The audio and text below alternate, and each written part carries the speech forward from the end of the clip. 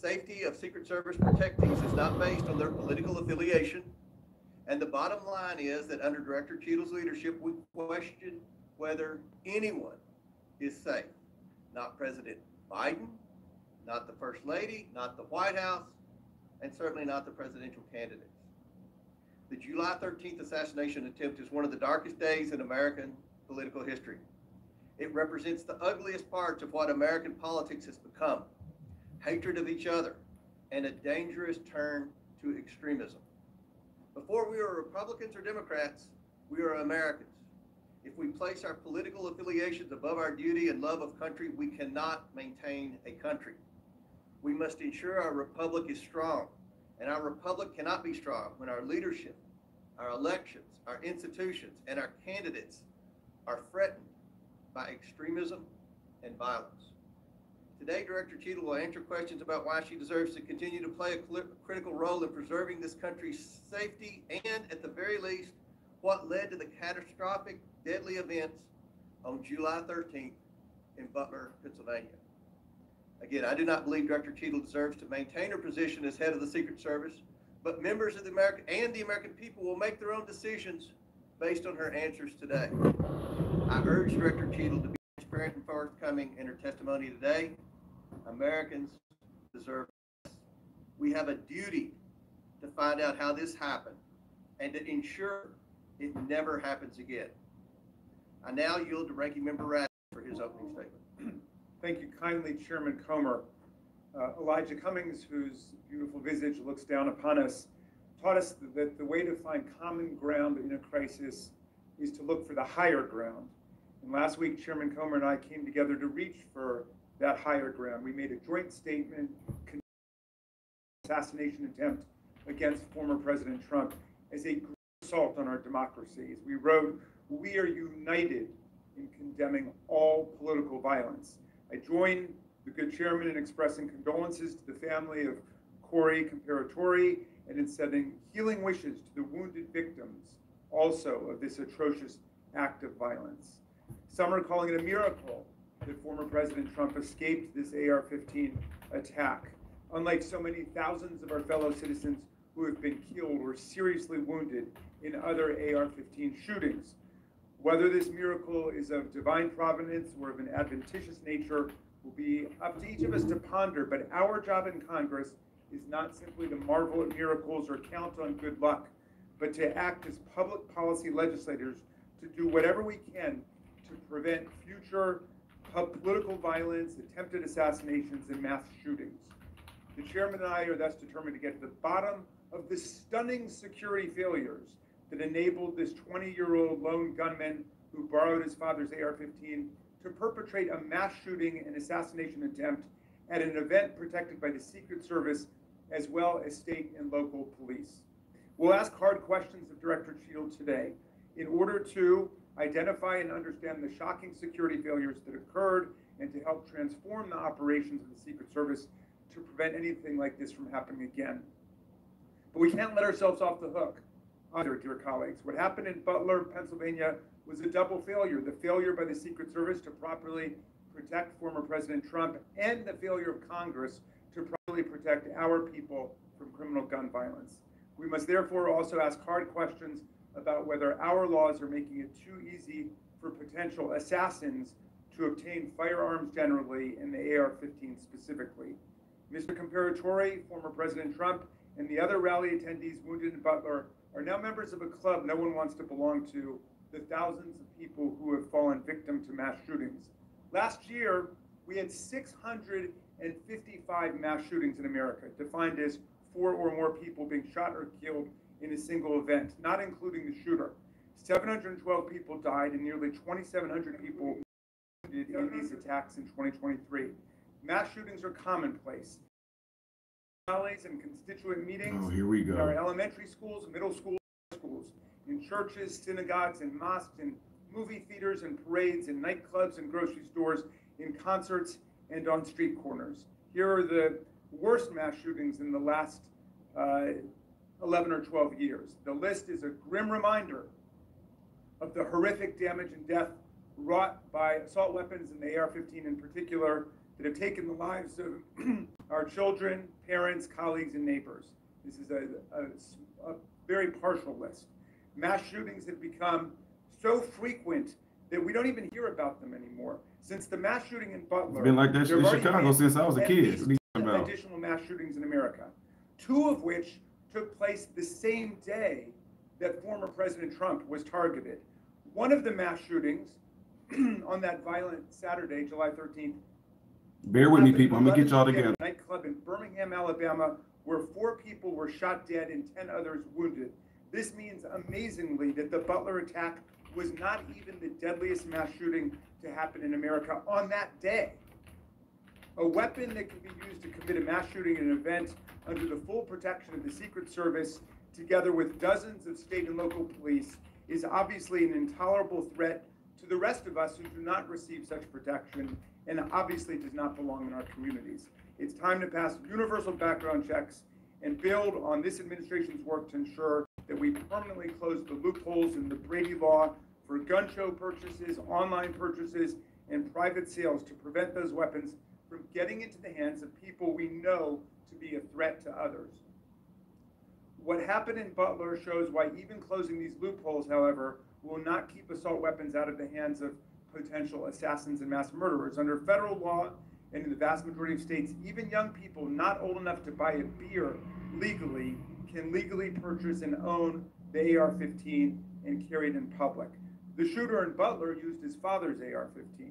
We have to find the courage and resolve to pass a ban on the AR-15 and other assault weapons. A ban has broad support. Even the New York Post loudly endorsed such a ban in 2019. We have passed an assault weapons ban before. Republicans and Democrats together passed it in 1994.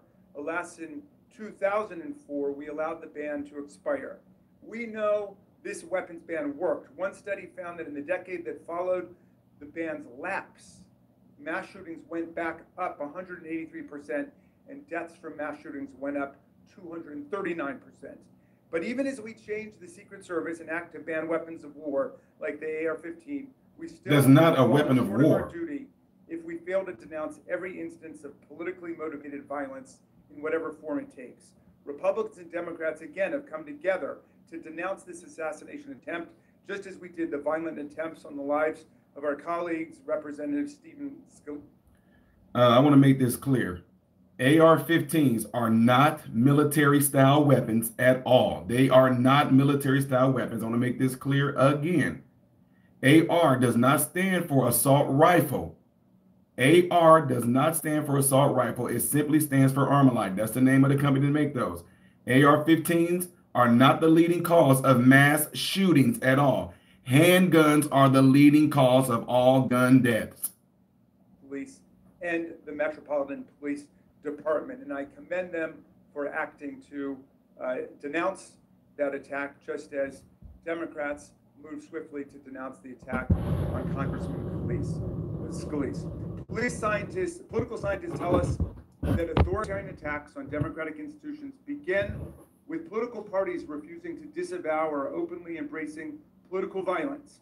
We have to reject that on a strong bipartisan basis, as Chairman Comer and I have done, even as we ensure our Secret Service is up to its vital task of protecting presidents and candidates, and as we work to ensure that America, the streets of our country, are free from the violence of weapons of war. Thank you, Mr. Chairman. I yield back to you. Thank you. Gentleman yields back. Today we are joined by Kimberly Chetles, who was sworn into office on September 17, 2022 as the Director of the United States Secret Service. Bye. Prior to her appointment, Director Chetles was Senior Director of Global Security at PepsiCo. Before her role at Pepsi, Bye-bye. 27 years in the Secret Service. Pursuant to Committee Rule 9G, the witness will please stand and raise her right hand. Do you solemnly swear or affirm that the testimony that you are about to give is the truth, the whole truth, and nothing but the truth, so help you God? Let the record show that the witness answered in the affirmative. Thank you. We certainly appreciate you being here today and look forward to your testimony. We normally limit testimony to opening statement to 5 minutes, but take all the time that you need.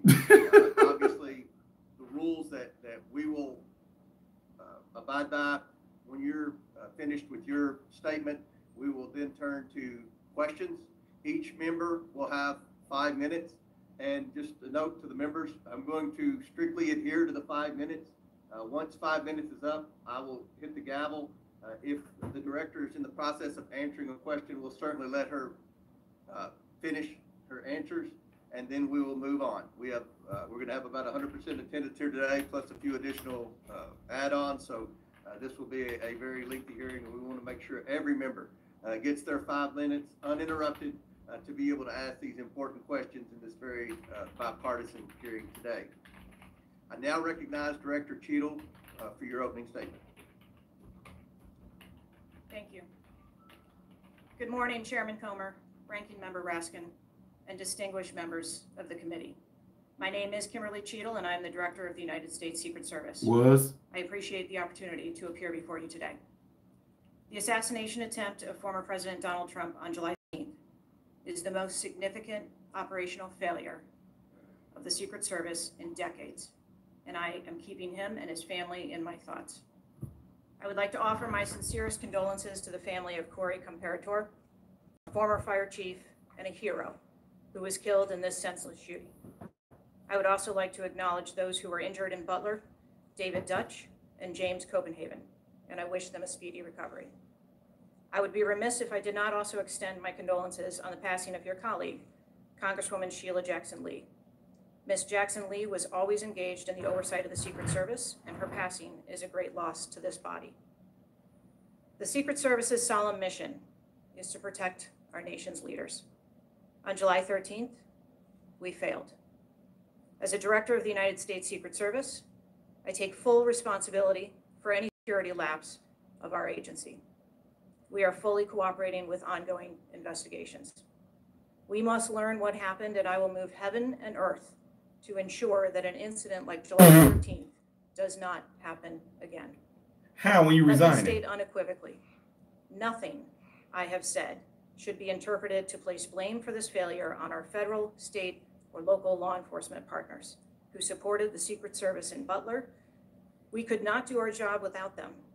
We rely on the relationships built over years of working together to secure events and conduct investigations. Our agents, officers, and support personnel understand that every day we are expected to sacrifice our lives to execute a no-fail mission. As witnessed on July 13th, our special agents shielded former President Trump with their own bodies on stage. Not those women. While shots were being fired. Not your hiding woman. Selflessly willing to make the ultimate sacrifice without hesitation. I am proud beyond words of the actions taken by the former president's detail, the counter-sniper team who neutralized the gunman, and the tactical team who was prepared to act. I will be transparent as possible when I speak with you, understanding, though, at times that I may be limited in providing a thorough response in this open setting due to associated risks with sharing highly sensitive protective methodologies. I do not want to inadvertently provide you today with inaccurate information. Since January 1st, 2024, the Secret Service has successfully secured over 7,500 sites. Every protective advance comes with its own set of challenges and requires a customized mitigation strategy, including specific assets. Security plans are multi-layered, providing 360 degrees of protection. These layers include personnel, technical, and tactical assets, which are a force multiplier for our protective posture. During every advance, we balance between enabling the protectee to be visible and our protective requirements to be secure. I know this because I have spent 29 years in this agency. I came up through the ranks. I've secured events for every president since President Clinton, supervised on Vice President Cheney's detail, led our training center, oversaw all of the investigations and protective visits in the state of Georgia, supervised on Vice President Biden's detail, and the agency's entire protective mission during the Trump administration. The comprehensive advance process involves collaborative planning between our Secret Service, the protectee's staff, local law enforcement partners, and the level of security provided for the former president increased well before the campaign and has been steadily increasing as threats evolve. The security plan included a full assessment of the Butler Farm showgrounds to identify security vulnerabilities and craft a security plan for the protectee, attendees, and the public. Immediately following the assassination attempt, I directed the activation of my crisis center. I assembled my executive team to begin surging more protective resources to the former president and to ensure the wellness of our people post-incident, all while securing an active crime scene. I immediately ordered a reevaluation of the Republican National Convention security plan, and I increased the security posture in the National Capital Region for all permanent protectees and sites. At the same time, I initiated a mission assurance investigation within our agency. I have instructed my team that all necessary resources will be dedicated to investigating these matters. We will not rest until we have explored every option, and we will leave no stone unturned. But I want to be clear, I am not waiting for these investigations to be completed prior to making changes. Over the past 2 weeks, we successfully led the planning and execution of the 75th NATO Summit and the Republican National Convention. Over the next few months, we will implement security plans for the Democratic National Convention, the United Nations General Assembly, and have already begun planning and coordinating the 2025 inauguration. It is now more important than ever for the men and women of the Secret Service to remain resilient and to focus on what is necessary to carry out our critical mission. Our agency needs to be adequately resourced in order to serve our current mission requirements and anticipate future requirements. The Secret Service currently protects 36 individuals on a daily basis, as well as world leaders who visit the United States, like Israeli Prime Minister Benjamin Netanyahu, who arrived in Washington, D.C. today. The coming years will bring an unprecedented heavy protection tempo. I have no doubt that the processes that I have implemented during my tenure as director, in addition to my nearly 30 years of experience in this agency, have positioned the Secret Service to be stronger. Our mission is not political. It is literally a matter of life and death, and the tragic events on July 13th remind us of that. I have full confidence in the men and women of the Secret Service. They are worthy of our support in executing our protective mission. I will now answer any questions that the committee may have. Here we go. Thank you very much, Director Chetles. We'll now begin our 5 minutes questions, and I will begin. Just for the record, the Secret Service has an annual budget of around $3.1 billion, and I believe around 8,000 employees. Is that correct? Yes, sir. Obviously, there were many security failures on the day of the attempted assassination and leading up to that day. Let's start with the building that the shooter used to shoot President Trump from. At any point Saturday, did the Secret Service have an agent on top of that roof? Sir, I'm sure, as you can imagine, that we are just 9 days out from this incident, 10. and there's still an ongoing investigation. And so I want to make sure that any information that we are providing to you is factual. You can't, okay. Why did the Secret Service not, can you answer why the Secret Service didn't place a single agent on the roof? We are still looking into the advanced process and the decisions that we made. Okay. Wasn't that building within the perimeter that should be secured? Do we agree with that? The building was outside of the perimeter on the day of the visit. But again, that is one of the things that during the investigation, we want to take a look at and determine whether or not other decisions should have been made. One of the things that you said, I believe in an interview, that there wasn't an agent on the roof because it was a sloped roof. Is that normal? And do you fear that that immediately creates an opportunity for future would-be assassins to look for a slanted roof? I mean, this is a huge question that every American has. Why wasn't a Secret Service agent on the roof? And there have been reports that agents were supposed to be on the roof, but it was hot that day and they didn't want to be on the roof. Can you answer any of those questions, Director? So I appreciate you asking me that question, Chairman. I should have been more clear in my answer when I spoke about where we place personnel in that interview. What I can tell you is that there was a plan in place to provide overwatch, and we are still looking into responsibilities and who was going to provide overwatch. But the Secret Service in general, not speaking specifically to this incident, when we are providing overwatch, whether that be through counter snipers or other technology, prefer to have sterile rooftops. Did the Secret Service use any drones for surveillance that day? So again, I'm not going to get into specifics of that day in itself, but there are times during security plan that the Secret Service does deploy an asset like a drone. There were reports that the shooter used a drone just a few hours before the rally start time. Is that accurate?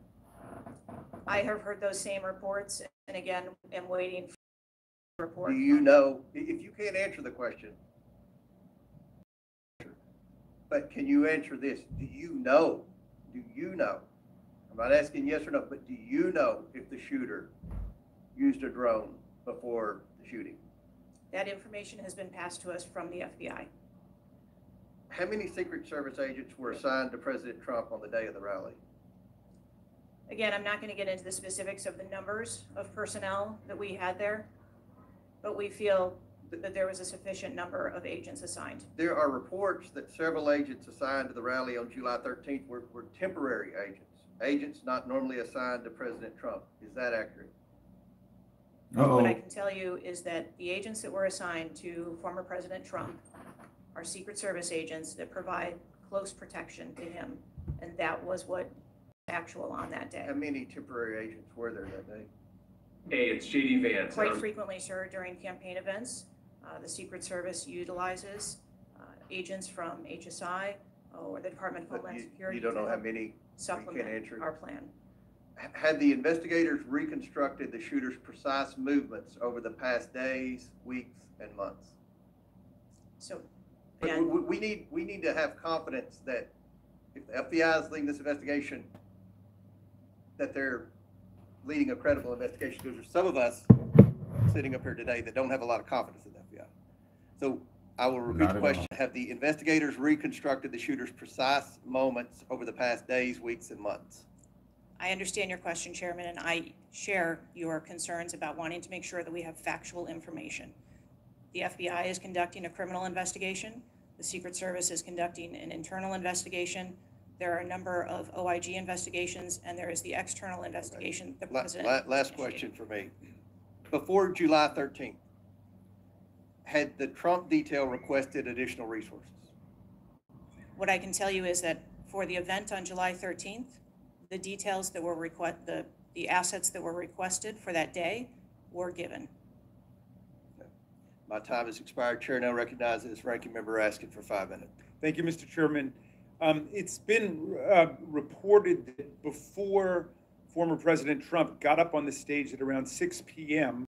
on Saturday, July 13th, that the local police had identified and even photographed a man who was acting suspiciously. And this man, who turned out to be a gunman, had been flagged as a potential threat. Is that accurate? What I can say is that the individual was identified as suspicious. So he was known to be suspicious before former President Trump took the stage. That is the information I have received. Why was he allowed to take the stage with a suspicious person having been identified in the crowd? So I appreciate the question, and I'd like to make 2 points.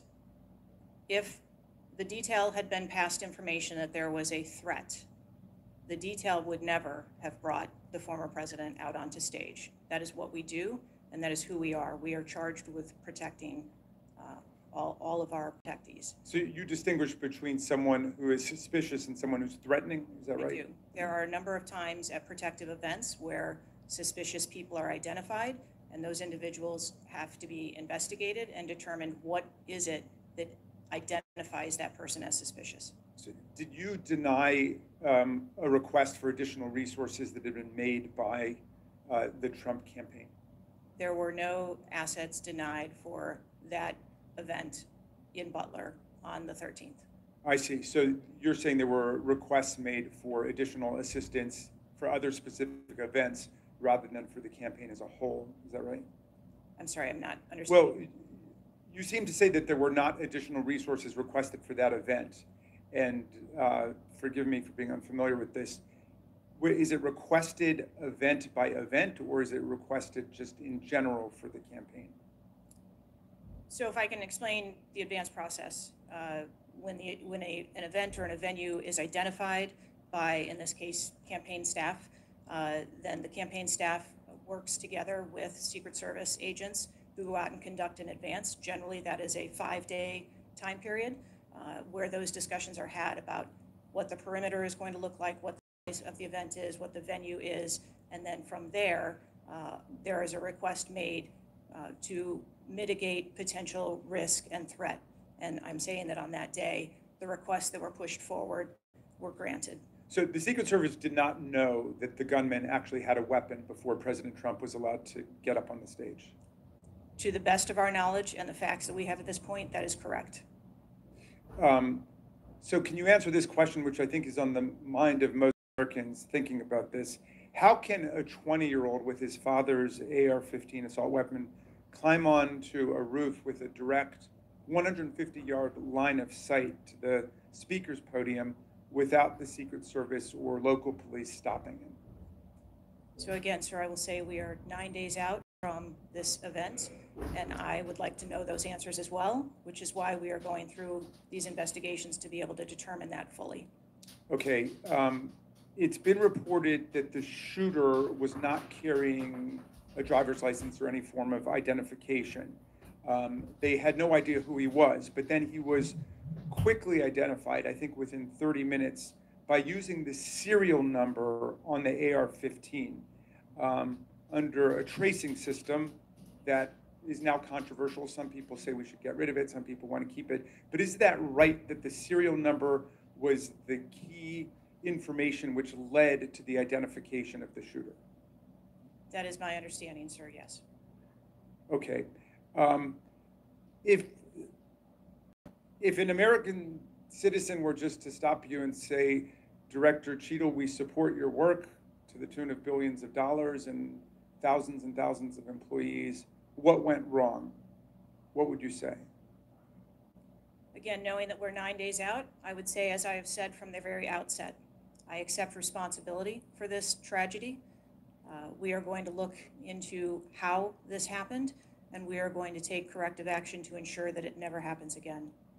Well, I appreciate that, and I hope you will act with vigor and focus and intensity, and it seems you understand the gravity and solemnity of this to the American people. Millions and millions of Americans don't feel safe with all the AR-15s out there. We thought at least the President of the United States or a former President of the United States would be safe, but now that's not even clear. Mr. Chairman, I yield back to you. Gentleman yields back. Chair now recognizes Chairman of the House Judiciary Committee, Mr. Jordan from Ohio. Thank you, Mr. Chairman. Director, were you guessing or lying?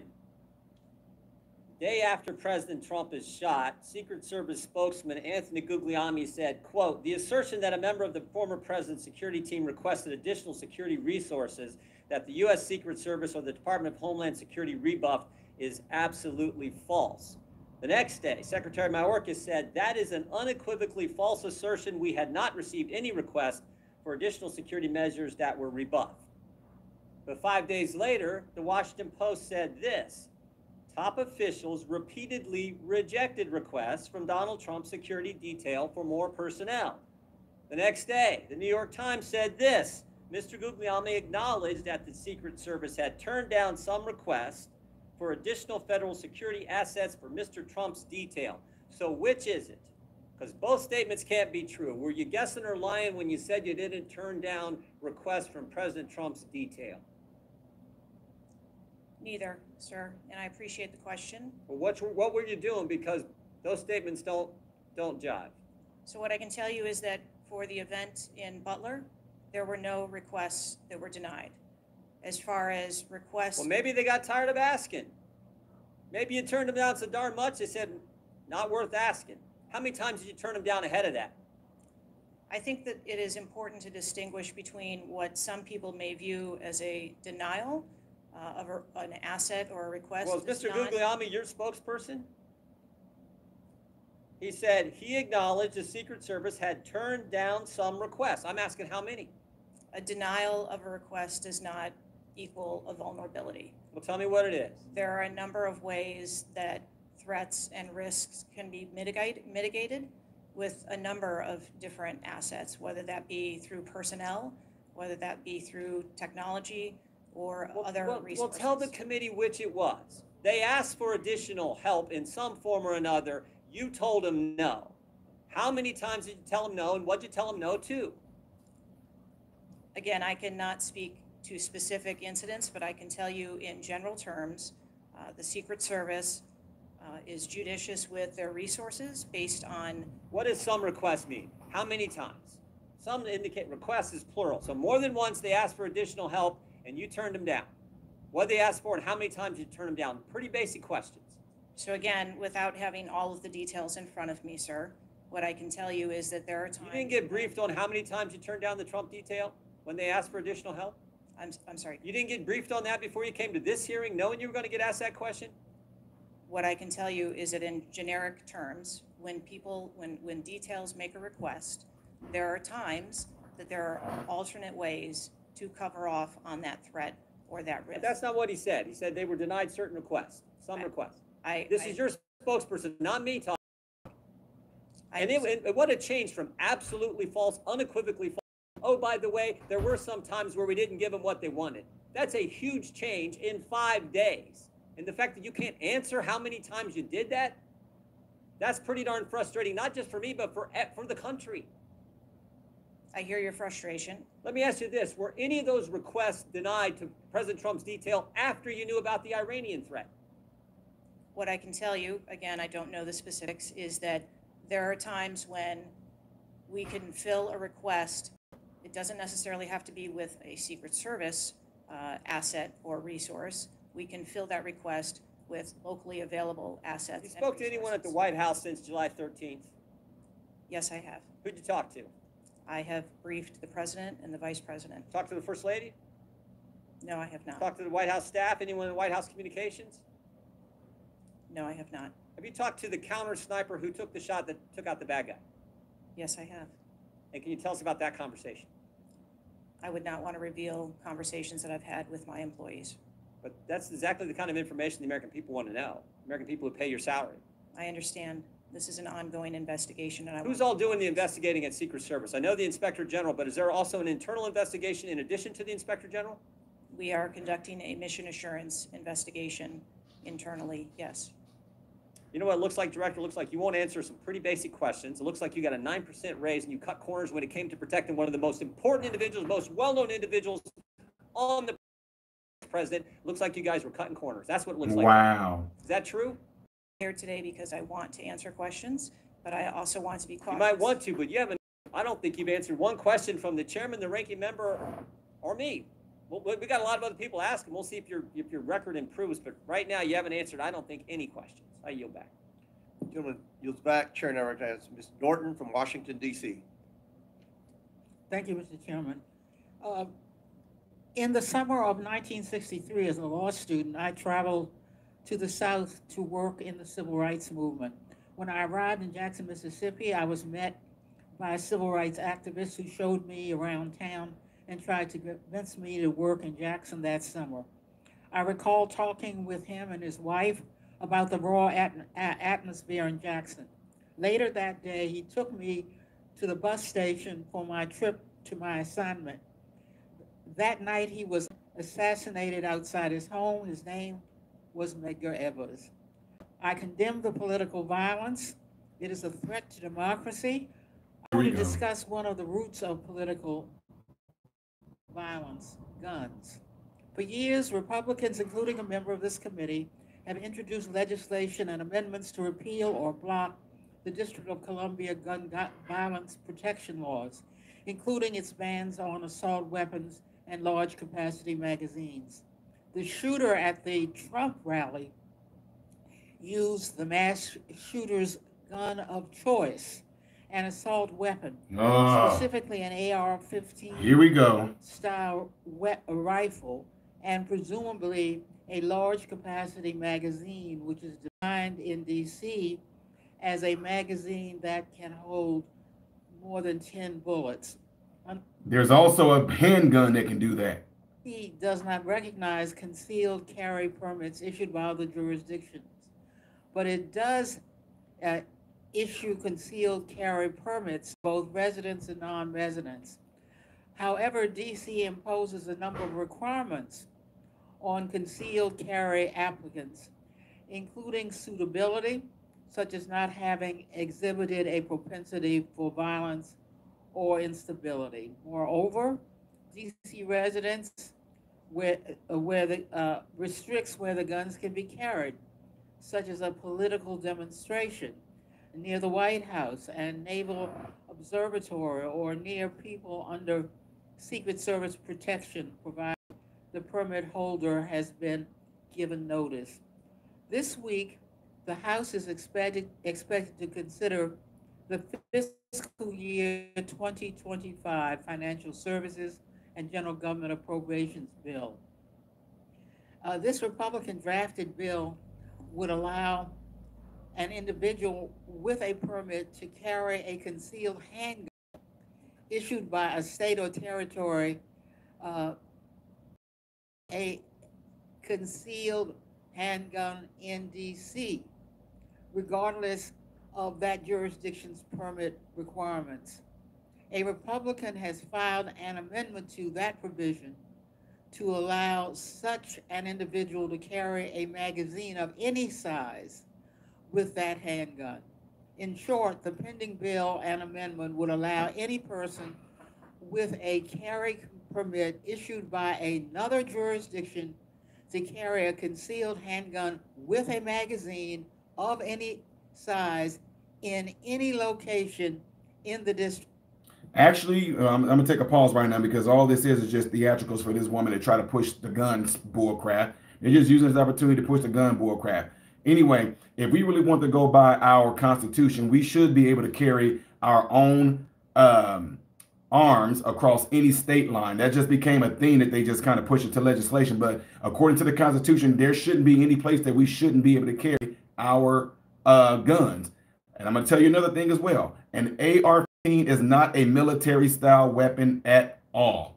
Agent and an officer or a law enforcement officer in any state is difficult. They are required to make decisions and snap judgments in the blink of an eye. And I think that the officers and the agents that work here in the DC area do a great job of monitoring the public and reacting to threats as appropriate when they arise. Would Secret Service protectees in DC be safer or less safe if people in DC could carry concealed handguns with large capacity magazines? I think, ma'am, that we work in parameters where we travel around North America, and the rules on open carry and concealed carry are different from state to state, and that is part of what the Secret Service takes into account when we develop a security plan. Obviously, anyone that comes into one of our protective sites, we would establish magnetometer support, metal detectors that personnel would have to process through, eliminating that potential. Would Secret Service protectees in DC be safer or less safe if more people could carry handguns? More safe. In DC? I think, again, as I stated, we want to make sure that we provide a safe environment for all of our protectees, and whatever measures we would need to put in place for a secure site, we would do so. Ladies, that was useless. Completely useless. Turner from Ohio. Director Chetles, your opening statement indicates that the Secret Service constructed a security plan for the site in Pennsylvania. I'm assuming that security plan would also include the security footprint for the site, but it also would be based upon the risk threats associated with Donald Trump and the crowd. Not include a threat assessment. Yes, it would. So that threat assessment, as we know, basically would have started with, there's a generalized threat against Donald Trump because he is a presidential candidate. Then it would have gone to, he's a former president, and he gets security coverage just as Bush, Clinton, Carter, Obama do. And then you also have the heightened political environment. Even for those, it's clear that the security footprint, that the threat assessment was insufficient, which permitted then a 20-year-old to actually enter with a weapon and shoot Donald Trump. But I want to ask you about two other aspects of the threat assessment. It is known and public that Iran is a threat risk for Donald Trump. They're a threat risk for John Bolton, former Secretary of State Pompeo, and Donald Trump, because they have indicated they want to assassinate them as a result of retaliation for the killing of Soleimani. That is both, for Iran, a generalized threat. They're targeting these individuals, but also most recently, a specific threat to Donald Trump himself. Now, I want to enter into the record by UC a Department of Justice Public Affairs release, a CNN article, an article from Fox News, and an article from CBS, all of which acknowledge Without objection to order. that this threat exists for Donald Trump from Iran, and that there are specific threats, most recently, that have been acknowledged. Director Cheadle, have you read the intelligence of the generalized threat to Donald Trump by Iran as a result of their desire to retaliate for the killing of Soleimani? I have. Have you read or been briefed about the intelligence of the specific recent threat to Donald Trump from Iran? Yes, I have. Director Wray, when we were getting our briefing, indicated that he thought the threat assessment should have included this threat from Iran. Is it your testimony today that the threat assessment, since you've read this intelligence, was sufficient to protect them from this threat from Iran?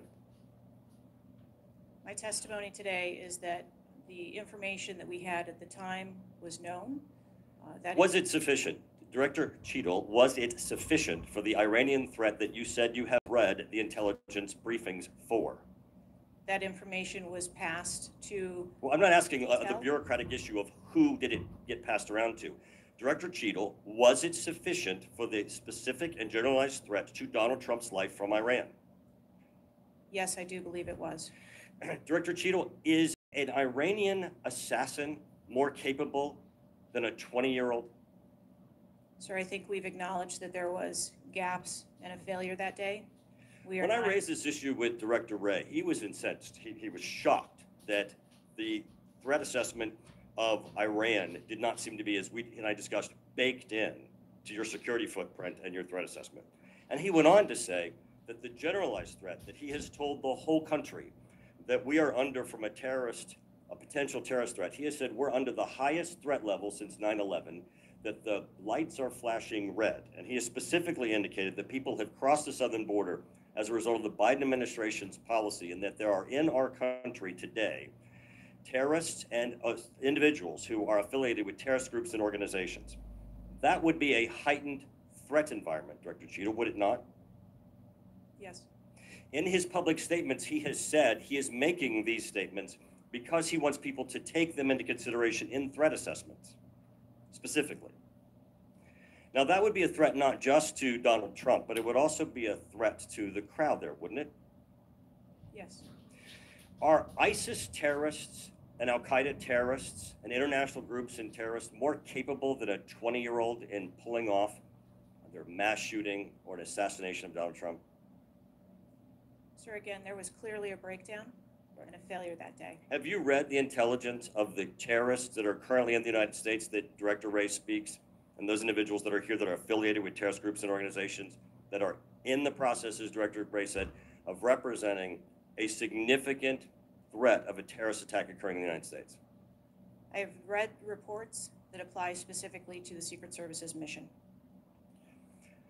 Director Cheadle, because Donald Trump is alive, and thank God he is, you look incompetent. If Donald Trump had been killed, you would have looked culpable. There is no aspect of this that indicates that there has been any protection to Donald Trump. The threat was identified before he took the stage, and the shooter was only killed after Donald Trump himself was killed. Not only should you resign, if you refuse to do so, President Biden needs to fire you, because his life, Donald Trump's life, and all the other people which you protect are at risk because you have no concept of the aspect that the security footprint needs to be correlated to the threat. I yield back. Chair now recognizes Mr. Lynch from Massachusetts. Thank you, Mr. Chairman.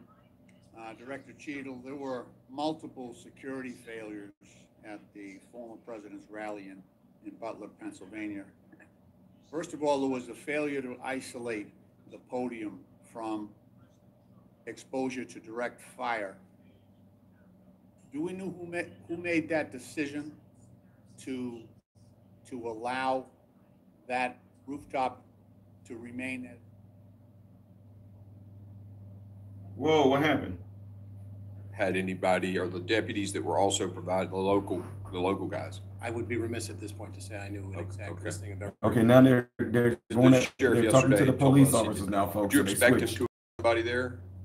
So I would say generally, there's a lot of talk On, about folks. communications. The state police, for example, operate our own statewide radio network. So we have the ability to, if we have an incident, a long protracted incident, for example, where we need to patch other agencies in, we have the capability to do that. However, Secret Service, for example, maintains some additional encrypted communications. So the best way to integrate unified command Is physically present in the correct, command that would site. be our, Yeah, I that's would how the expect- Army does it, the military. I would expect our commanders to have personnel in there so that we could have radio communication as well as a redundancy in the operations plan with a telephonic backup. Do you know if in this particular case, I mean, normally they sweep these sites with dogs. Was a K-9 team used here for this event? I do not know. I have not seen the Secret Service operations plan. I've asked for it. I've yet to receive it. I did double check. That was something that PSP could typically offer to the Secret Service if they requested it. And I did verify that in this event, we did not provide any dogs. Okay. As I understand it, there wasn't one, but you'd expect one in a situation like this. So I want to be clear that when the Secret Service interfaces with the state police for whatever protectee and level of protection they're endeavoring to provide, the Secret Service is the lead agency. So as per the earlier statement of 18,000 law enforcement agencies across the United States, it would be very difficult, I would assert, for the Secret Service to operate all across the United States and have each individual agency telling the Secret Service how the operation should be run. They're the lead agency. If that was something that their protocols called for during the initial meeting when preliminary steps and agencies were brought together, that would be something that would be discussed typically. The AGR building, did your guys on the ground there ever voice concerns to the Secret Service for putting somebody on that building?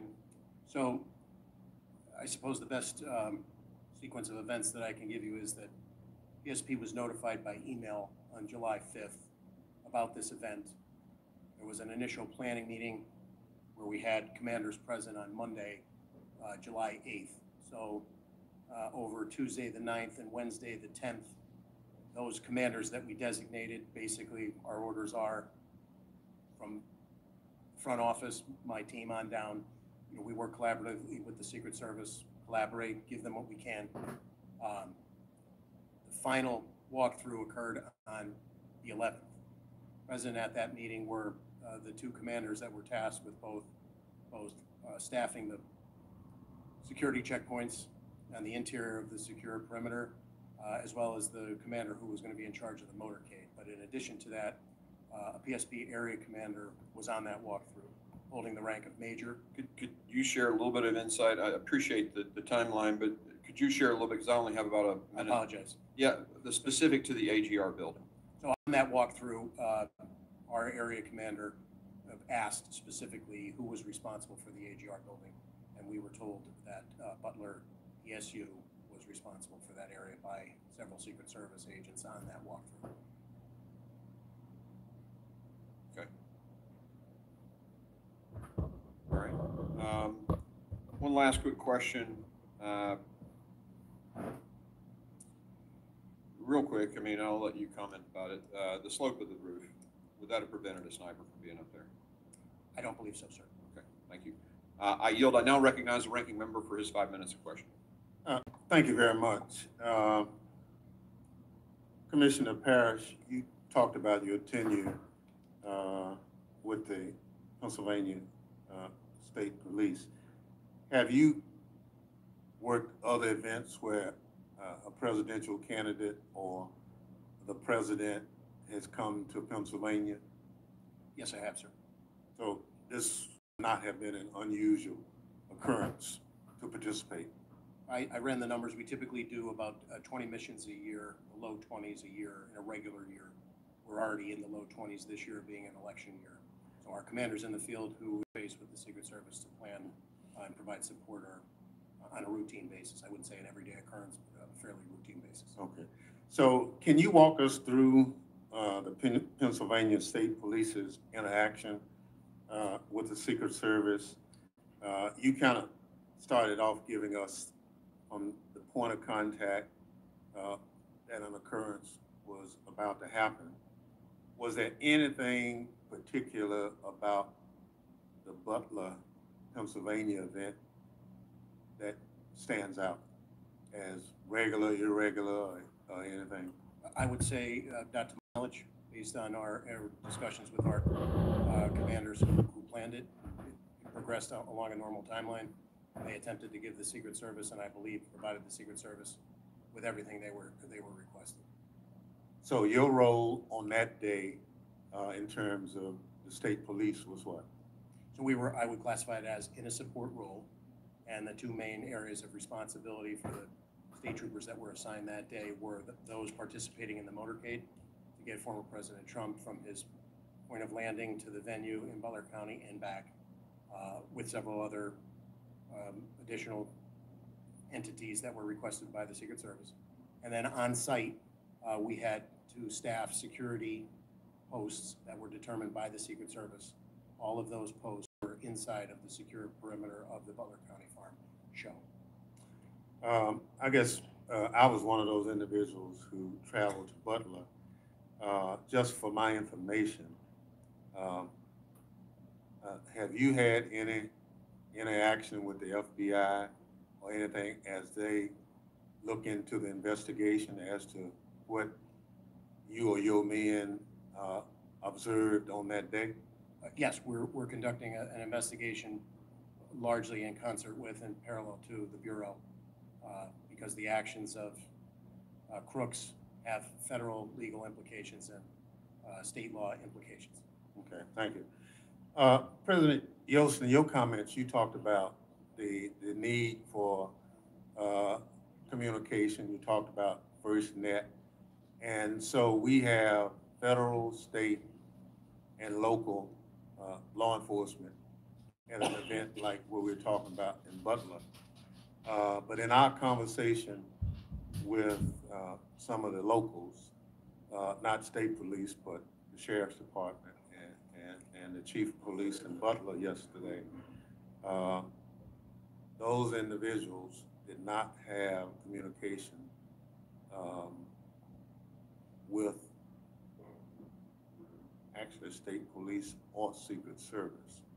Would that, in your professional opinion, be a vulnerability for managing an event like this?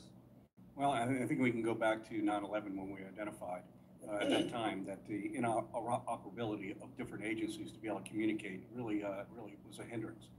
There's an infrastructure in place now to address these interoperabilities, but at the same time, they're not always utilized in every event. I do not have any direct knowledge whether that was the issue here, but I can tell you it is a common issue in law enforcement and ability for our agencies not to be able to communicate. Not that the technology is not necessarily there; it's because that they're not always incorporated. Yeah,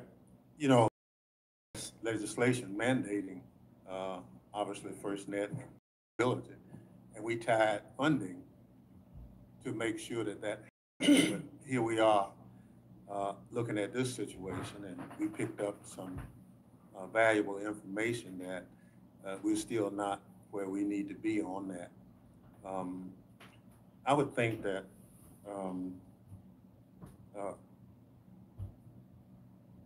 Colonel, the role of the state police is invaluable, but it appeared, talking with some of the local officials,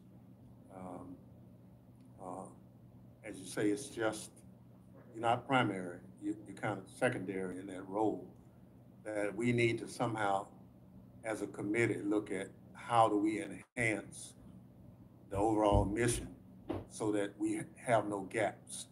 So I look forward to the work of this committee, identifying the gaps, look at the after action review to close those gaps. So just to tell you one, Butler, Pennsylvania has no permitting process for events of that size.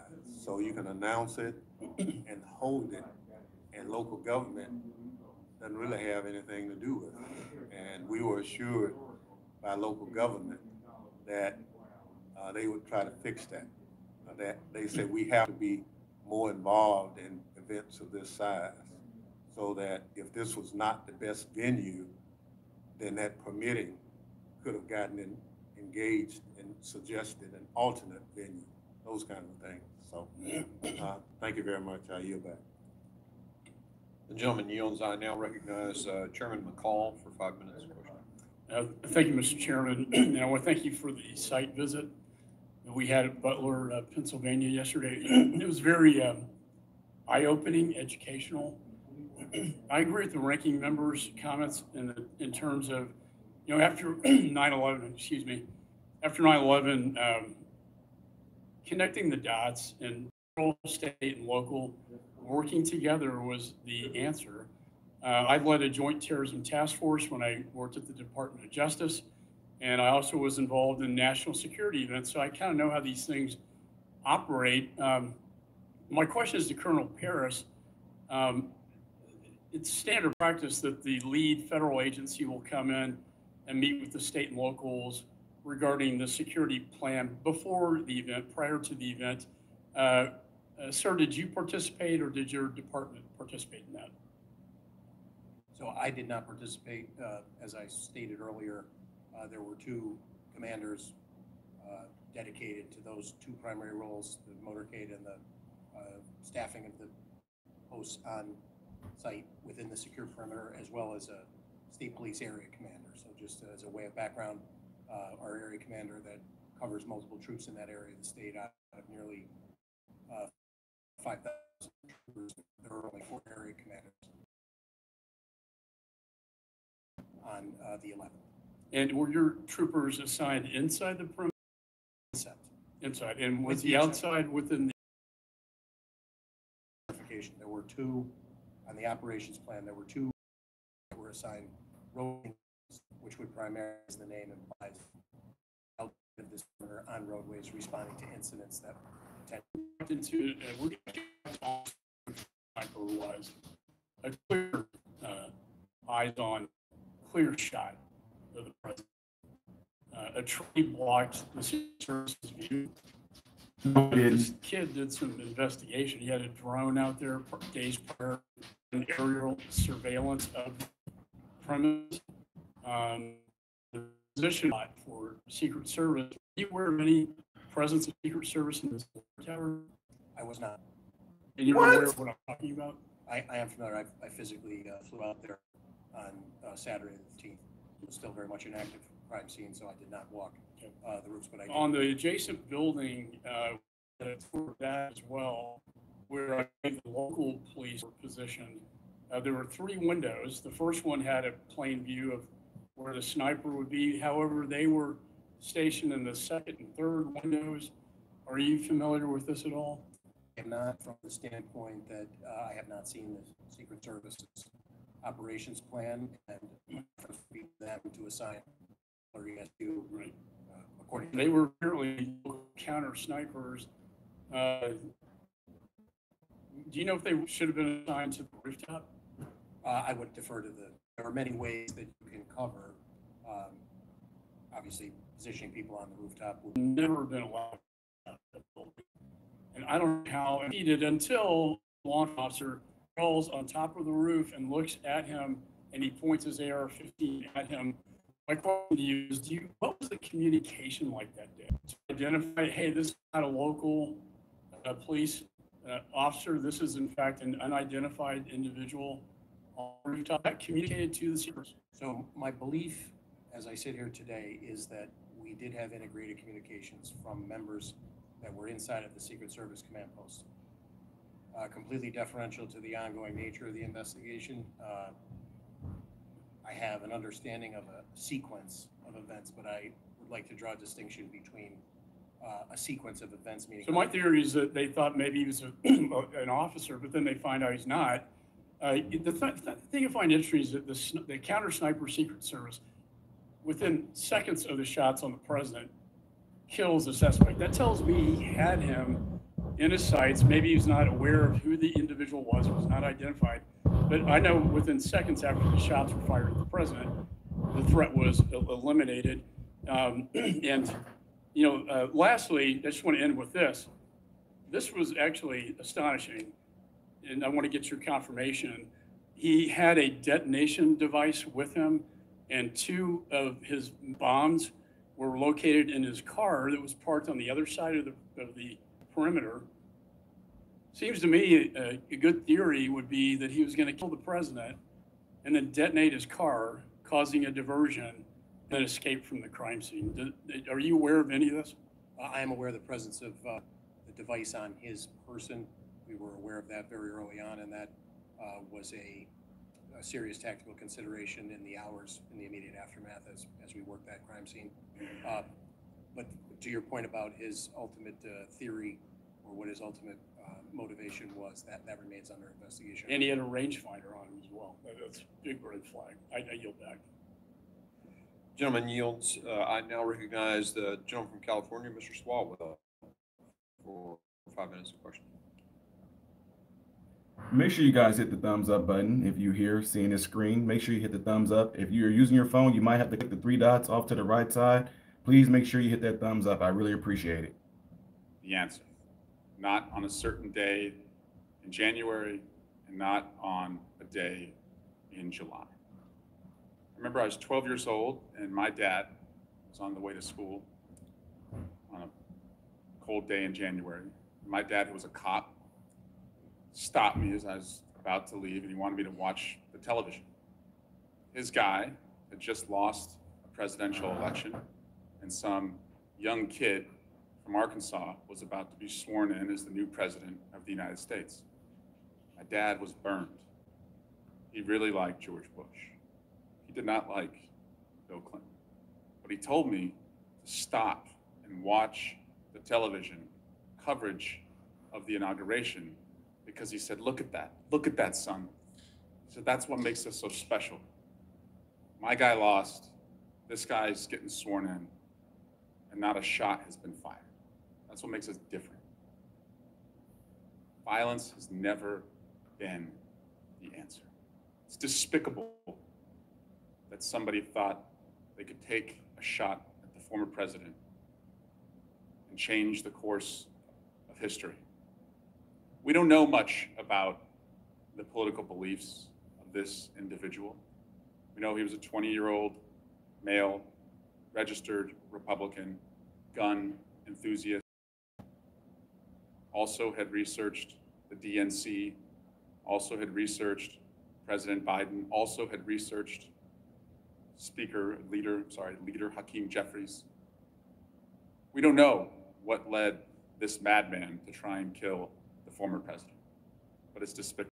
And the people who went to that rally deserved to hear, without violence, the candidate that they were supporting. Commissioner Paris, I'm sorry this happened to your community. I'm sorry this to the person who died and the persons who've been wounded. I just want to understand, though, because we are a country that is armed to the teeth, how many firearms were within the perimeter, just by back of the envelope estimate? The only firearms of which I'm aware that were inside of the perimeter were those in the possession of law enforcement. And would you estimate that was hundreds or dozens? I would only feel comfortable not having seen the Secret Service operations plan about the PSP members that were inside of the perimeter. How many rounds did the shooter fire before he was killed? Do you know? I believe that the number is 8 casings have been recovered. I also understand the emotions around this assassination attempt, but I am not going to allow some, and I say some, the chairman of the serious legislator who wants answers. Some are not. And some are trying to rewrite what has happened in our country over the last 8 years, erase what happened in this building on January 6th. One member of this body in Congress said the Republican district attorney in Butler County should immediately file charges against Joseph Biden for inciting assassination. Another, I agree, said Congressman Scalise, Justice Kavanaugh, and now President Trump, for years, Democrats and their allies have recklessly stoked fears, calling President Trump and others threats to democracy. Another said Democrats and liberals in the media have called Trump a fascist. They've compared him to Hitler. They've tried to lock him up. A radical shift in what has really happened in our country. In fact, the former president's current vice presidential nominee is the one who said that Donald Trump might be America's Hitler, might be a cynical a-hole, cultural heroin he's responsible for, nauseous and reprehensible. How long ago was that? I joined the chairman in seeking unity as the antidote to political violence. Unity as the antidote to political violence. But we're not going to erase and rewrite and allow some to reincarnate themselves as victims of what happened. We can't let this ever happen again. We must arm law enforcement and have better security perimeters. But in this country, violence has never been the answer. Until we took it from Britain. Now recognize the Vice Chairman of the committee, Mr. Guest, for his 5 minutes. Mr. Guest, for his 5 minutes. Thank you, Mr. Chairman, and gentlemen, thank you for both being here today. You both classified as what happened on July 13th as critical failures. I would expand that and say it was a colossal failure. I think you have both stated that the ultimate responsibility for what occurred that day falls upon the Secret Service. Colonel Paris, I know that your officers were there in a support role. You were following the operational plan set out by Secret Service. You testified that the primary responsibilities for your officers were motorcade and then the interior perimeter, and that you had 2 roving officers there, really just out there to provide support if necessary and called upon. You mentioned earlier that you went to the scene on the 13th, and thank you for going there and being a part of that. And you also testified earlier that you have not been provided the operational plan by the Secret Service. Is that correct? That's correct. We haven't received it yet. When did you request that? I'd have to go back and check it. Oh, come on now, you know. Earlier part of the investigation, that was just something. No, we just, the date have yet to receive. It would be important, would it not, if you're going to investigate what happened on that day? The operational plan, that is the starting point for all the events that later transpired. Is that correct? Well, I don't want to overstate the role of the state police here is to investigate the 3 Pennsylvanians that were shot and the use of force by the Secret Service counter sniper. To the extent that we need to know the sequence of events leading up to that, we obviously would like to know as much as we can, but it's not our role to do an after-action report on the sequence. Well, but all the shootings occurred simultaneously. The same shot that struck President Trump, one of those shots killed one of your fellow citizens, and 2 others were injured. And so you can't separate the 2. This is one investigation into a shooting that occurred in which one of your citizens were killed, 2 more were fatally injured, in which the president was struck. And so the fact that the Secret Service is stonewalling your investigation, that they're not providing you this information. We saw the testimony yesterday from the Secret Service director where she refused to answer questions and has now resigned. I find that to be especially troubling. We have the Secret Service not wanting to cooperate with Congress, not wanting to cooperate with a fellow law enforcement agency. And I personally find that troubling. As we look, and as you are aware from speaking to your officers that were there physically on the scene that day, did Secret Service, did they have any drones in the air so that they could have an eye in the sky and see what was happening, to your knowledge? To my knowledge, I'm not aware that they were using drones. But And does your agency have drones? We do maintain some drones. So if Secret Service would have requested your agency to fly drones that day, you would have been able to do so. Is that correct? We would have endeavored to try to honor that request, yes, sir. And you testify that you've been to the scene of the shooting. Did you see the water tower that's located approximately 100 yards from the building where the shooter fired those shots? I did see it, sir. And would it have been possible to have put an officer, and Yes. that's not your responsibility to do that, that's the Secret Service's, but would it have been possible to put an officer there looking down on the scene of the rally and the building where the shooter occurred? Would that have been something that would have been possible to do? Presuming that there's a way to access the water tower. I didn't walk over. I was probably several hundred yards away, so I can't say that I could And if you had an officer up there, that would have provided you a strategic viewpoint of the events that were transpiring below, correct? I would agree, tactics, height gives a tactical advantage, yes, sir. And then I want to ask you also about the roof where the shooter was located. You said you didn't go on the roof, but you viewed the roof. Is that correct? Yes, sir. The Secret Service director, prior to her resignation, said that she did not put anybody on the roof because it had a sloped roof that would have created a safety concern. I was in Butler, Pennsylvania yesterday with many members of this committee. My fellow member, Carlos Jimenez, who is 70 years old, and I guess he doesn't mind me saying that since he has put that information out there.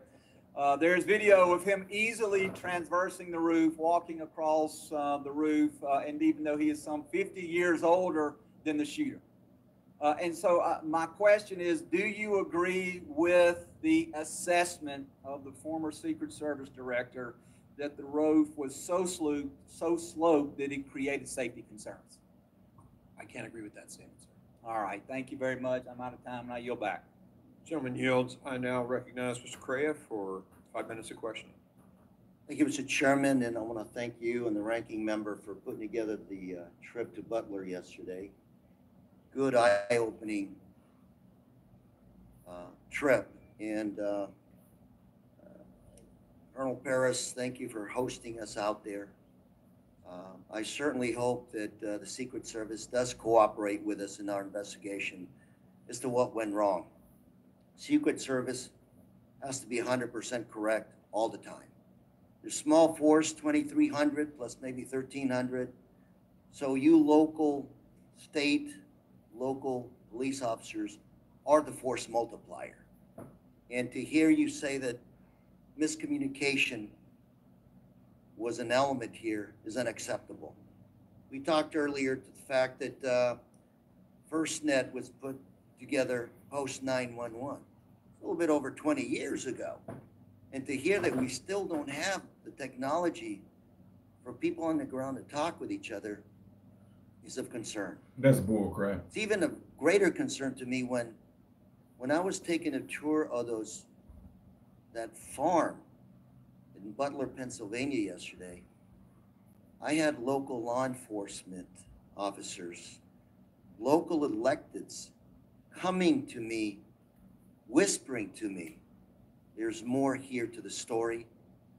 We need to talk about what actually happened. We know what happened. To have people that were on the ground there, concerned, afraid of stepping forward is unacceptable. To tell us of other failures that maybe this committee does not know about yet, that were part of what happened in Butler, Pennsylvania, is unacceptable. I asked one of the officers, safety officers, could you talk? The Secret Service said, no, we can't communicate. Took us 15 minutes to communicate with them. Wow. Local elected official who said, I have other stories I need to talk to you about. Let me have a moment. Ladies and gentlemen, we're 4.5 months away from this election. Pennsylvania is a battleground state. You will have these kinds of events again. And to know that we don't have the facts, let alone execute a plan to fix the holes, is unacceptable to our democracy and to our country. We can talk about the facts. The facts are a lot of things went wrong. Let's talk about how to fix it. Fix it now. I think we start with accepting the fact that things went wrong and that we need more resources. Colonel Paris, your volunteers, your officers that you put on the line to help the Secret Service, are they actually compensated somewhere for their overtime, their extra time they're out there? They're in a paid status, yes. They're not. We assign them to those duties, and if they incur overtime as a result of the contract, the contractual bargaining agreement, we pay them. So let me ask you something in the minute and a half I have left. One of the local officers there, after we spoke a while, I said, well, let me summarize what you just told me. You're asking me who's in charge. And he asked me, yeah, I want to know who's in charge. I said, well, let's talk some more. And he said, Lou, we don't know if it's the campaign or the Secret Service that's in charge here. He said, if I called for a row of dump trucks to be put up behind the stand, it wouldn't happen because the optics would not be good for a campaign rally. I want to know who's in charge protecting our national candidates. And Mr. Chairman, I'd like to see if we can ask those tough questions. This is not a Democrat or Republican issue. This is about trying to come up with some rules, protocol to make sure this does not happen again. After the events, we can sit here, we can point fingers at each other and talk about partisanship. It's not going to fix our democracy, our electoral system. Mr. Chairman, I do hope we go back and talk to a lot of those folks who are not here today, who wanted to talk, who weren't invited, and a lot of people, even if we invite them, are not going to talk. Because frankly speaking, they want to keep their heads down as the shooting continues. Thank you, Mr. Chairman, and I yield.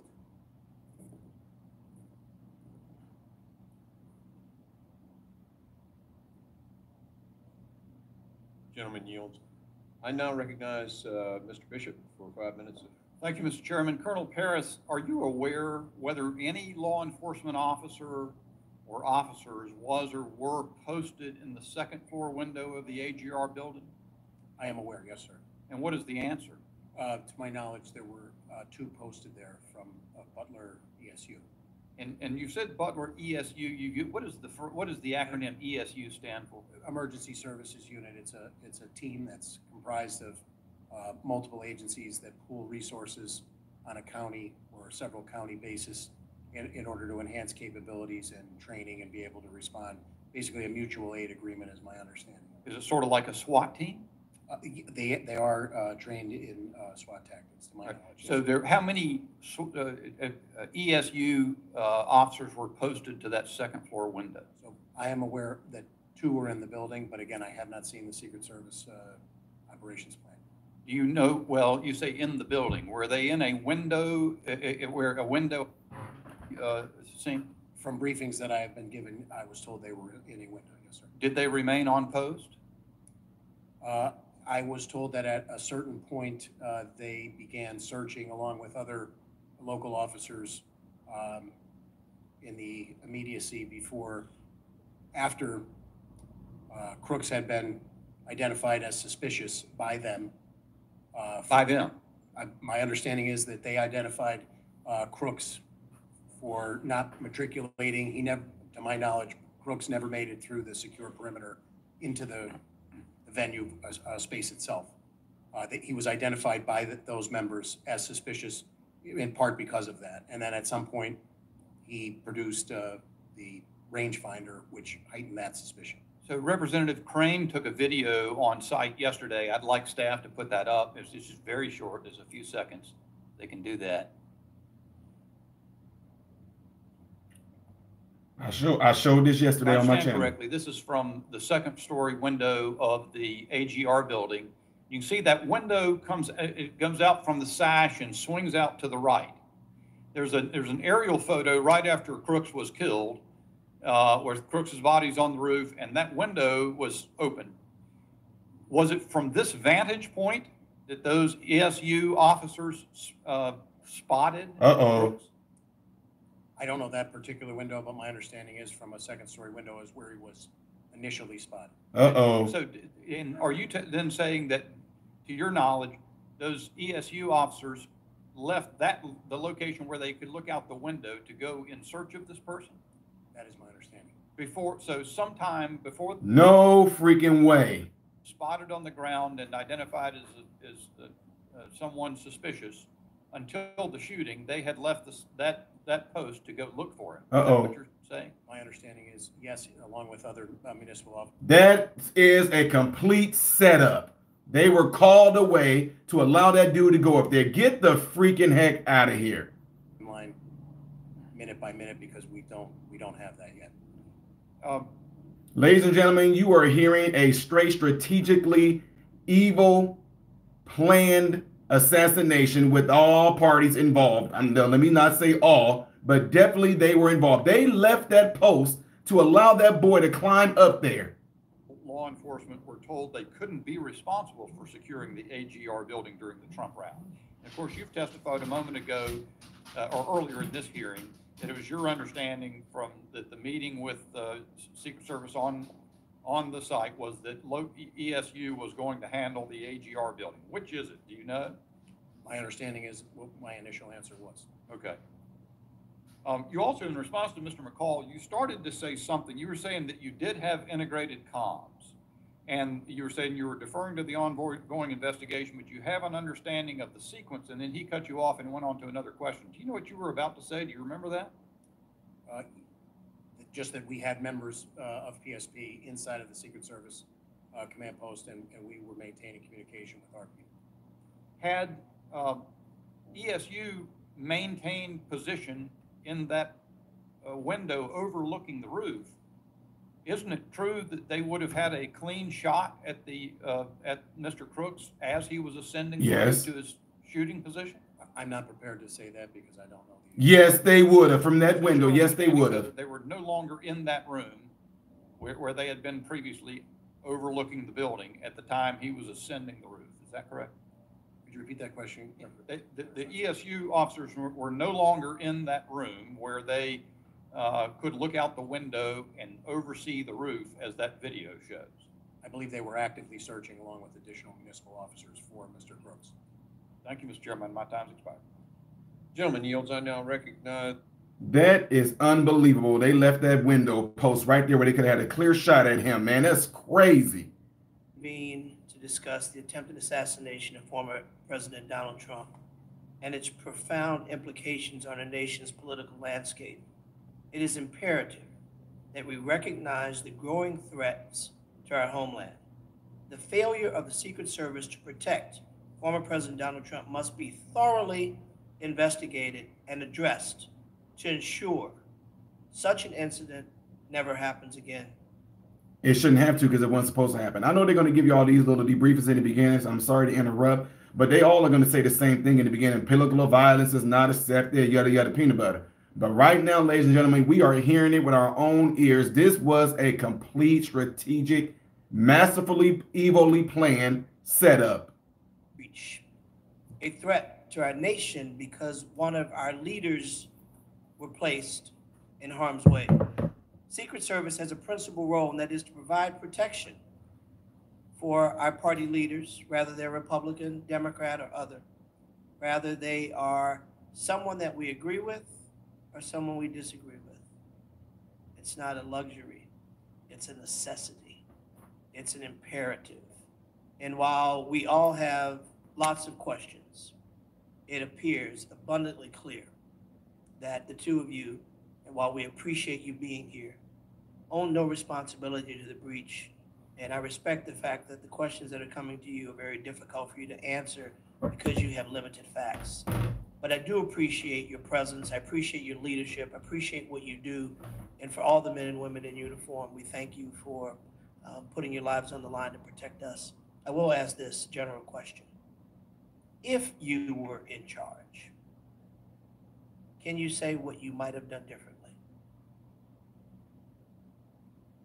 I would defer to the Secret Service from the standpoint that our expertise in the Pennsylvania State Police is not primarily focused on full-time dignitary protection, sir. I would endeavor generally to try and put whatever resources and partnerships in place to maintain and ensure the safest event we possibly could.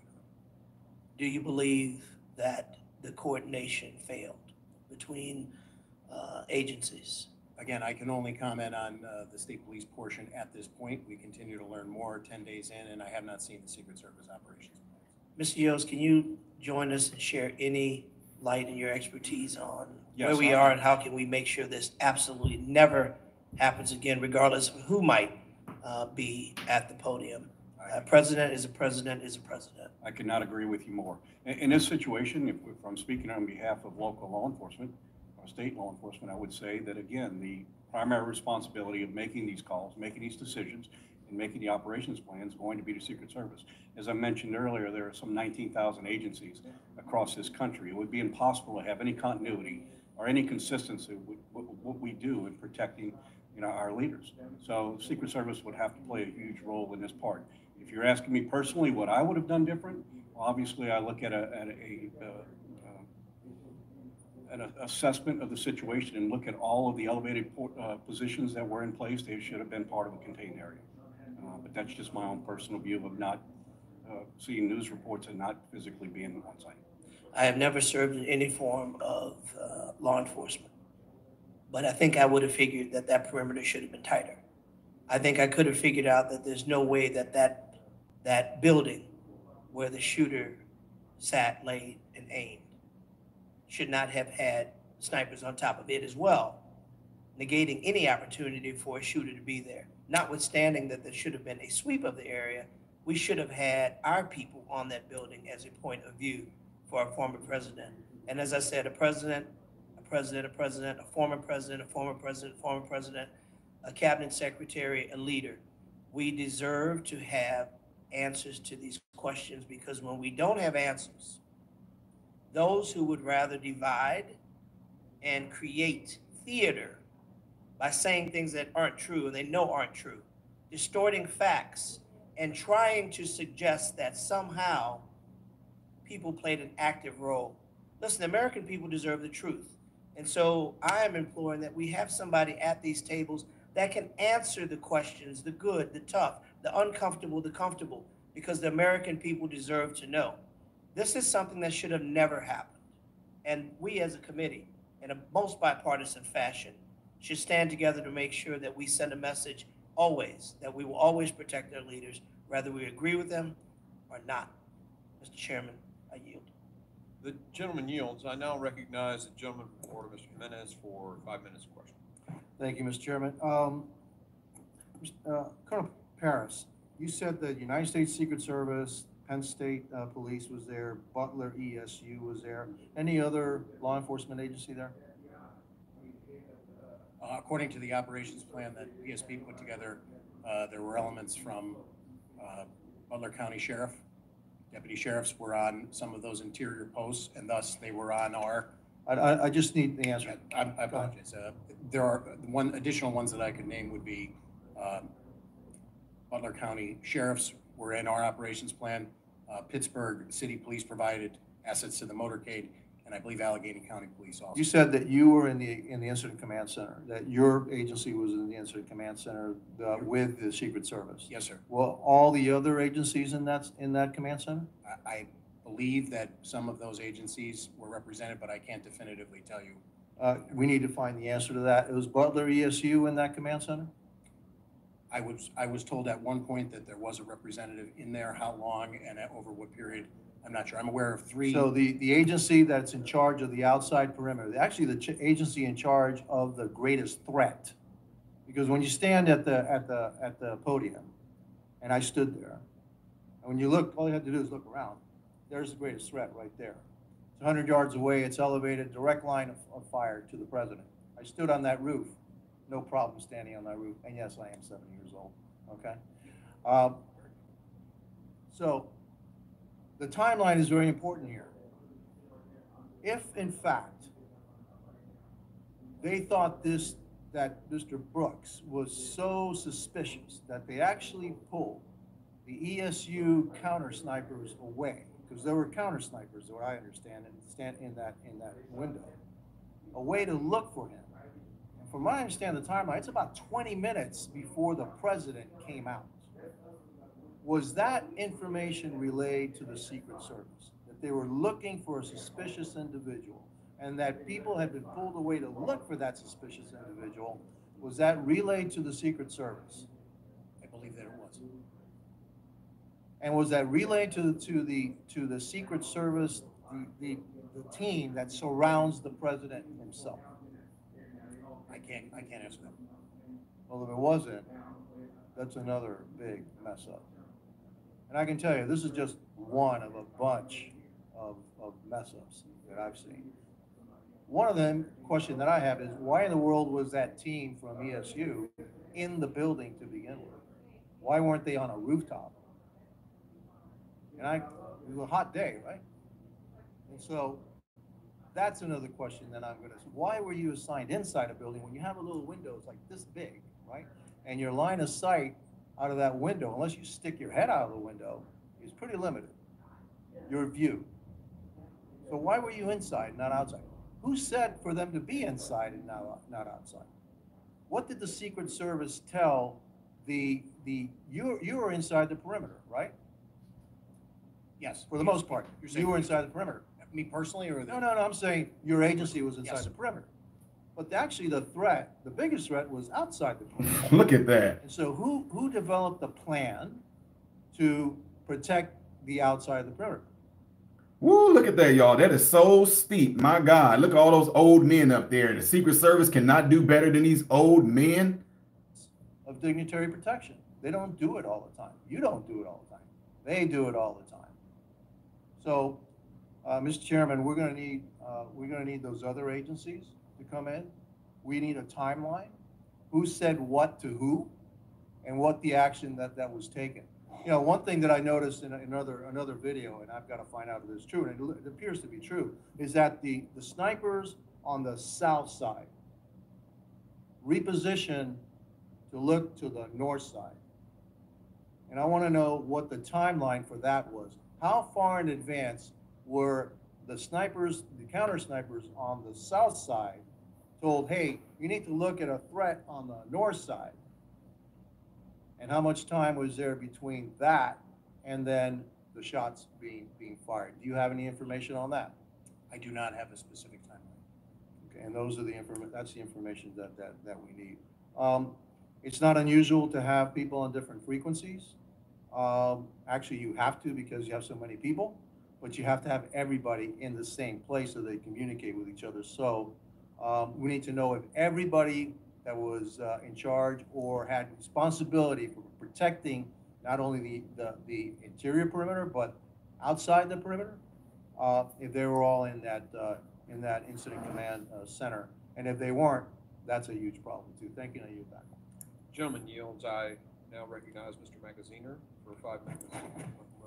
Thank you, Mr. Chairman. And first, I just want to join my colleagues from both sides of the aisle earlier who recognized the tremendous legacy of our colleague, Sheila Jackson Lee, who I feel very fortunate to have had even just a year and a half to work with on this committee. She always came prepared. She was diligent.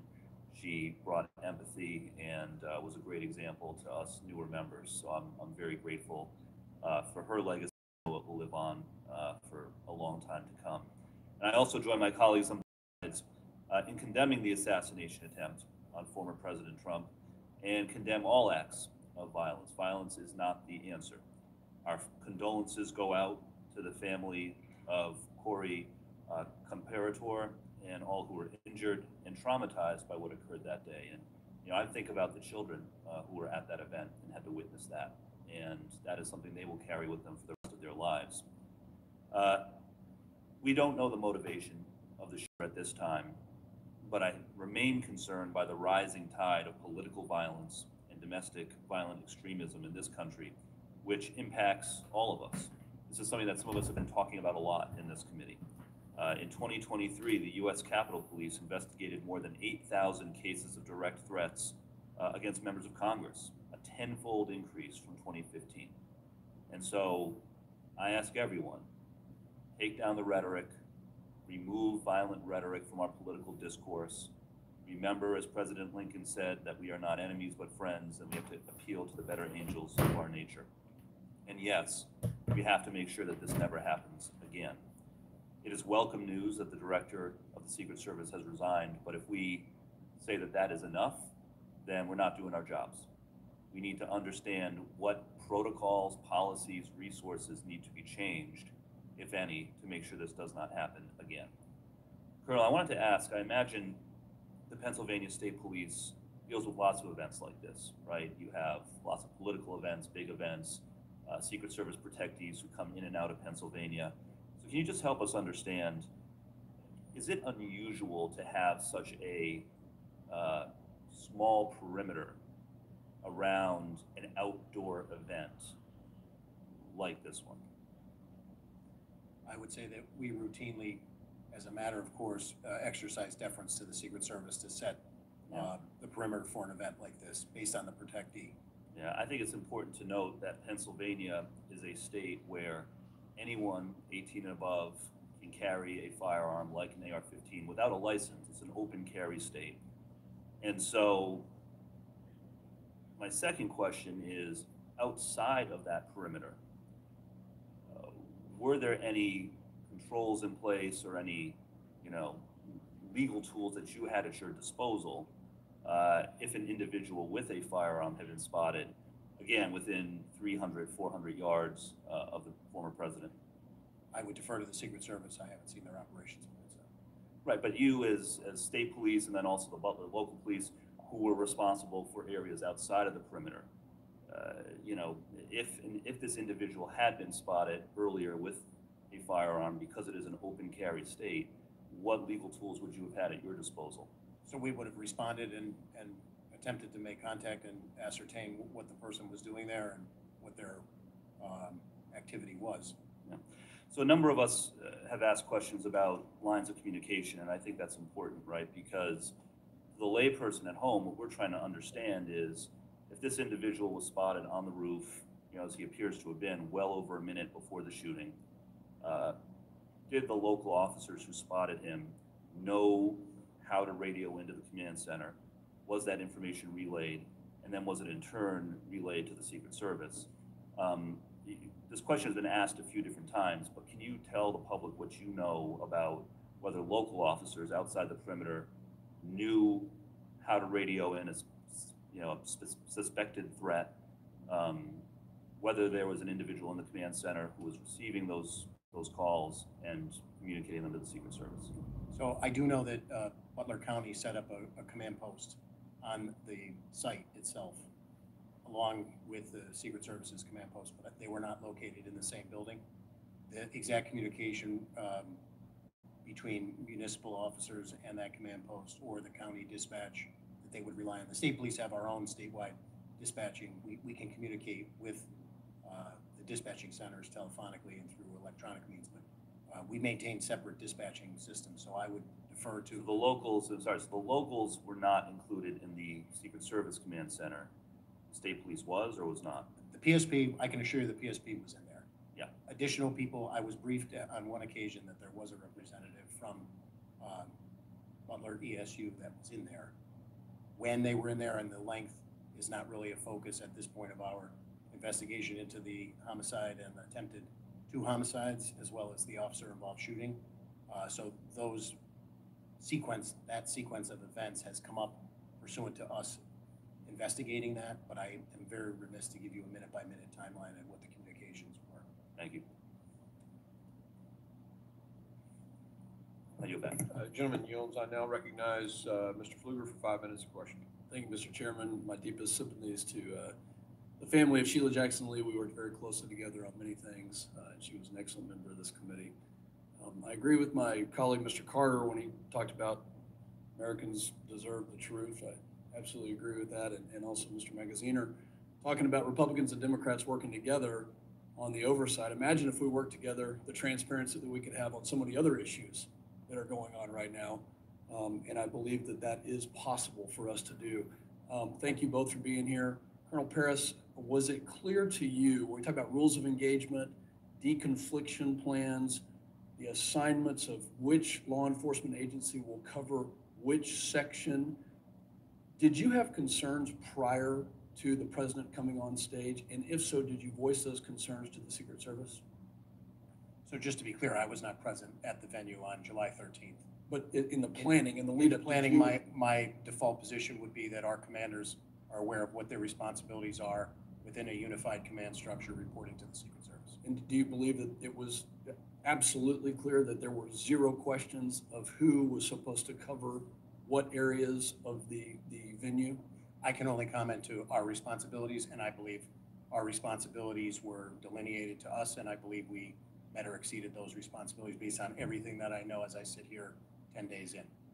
I think there's still a lot of questions regarding the plan, you know.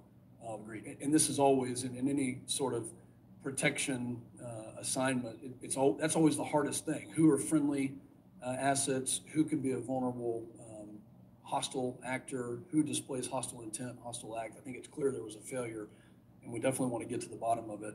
President Yost, do you get the impression that Secret Service, at any point in the run-up to this or other events, has been stretched thin when it comes to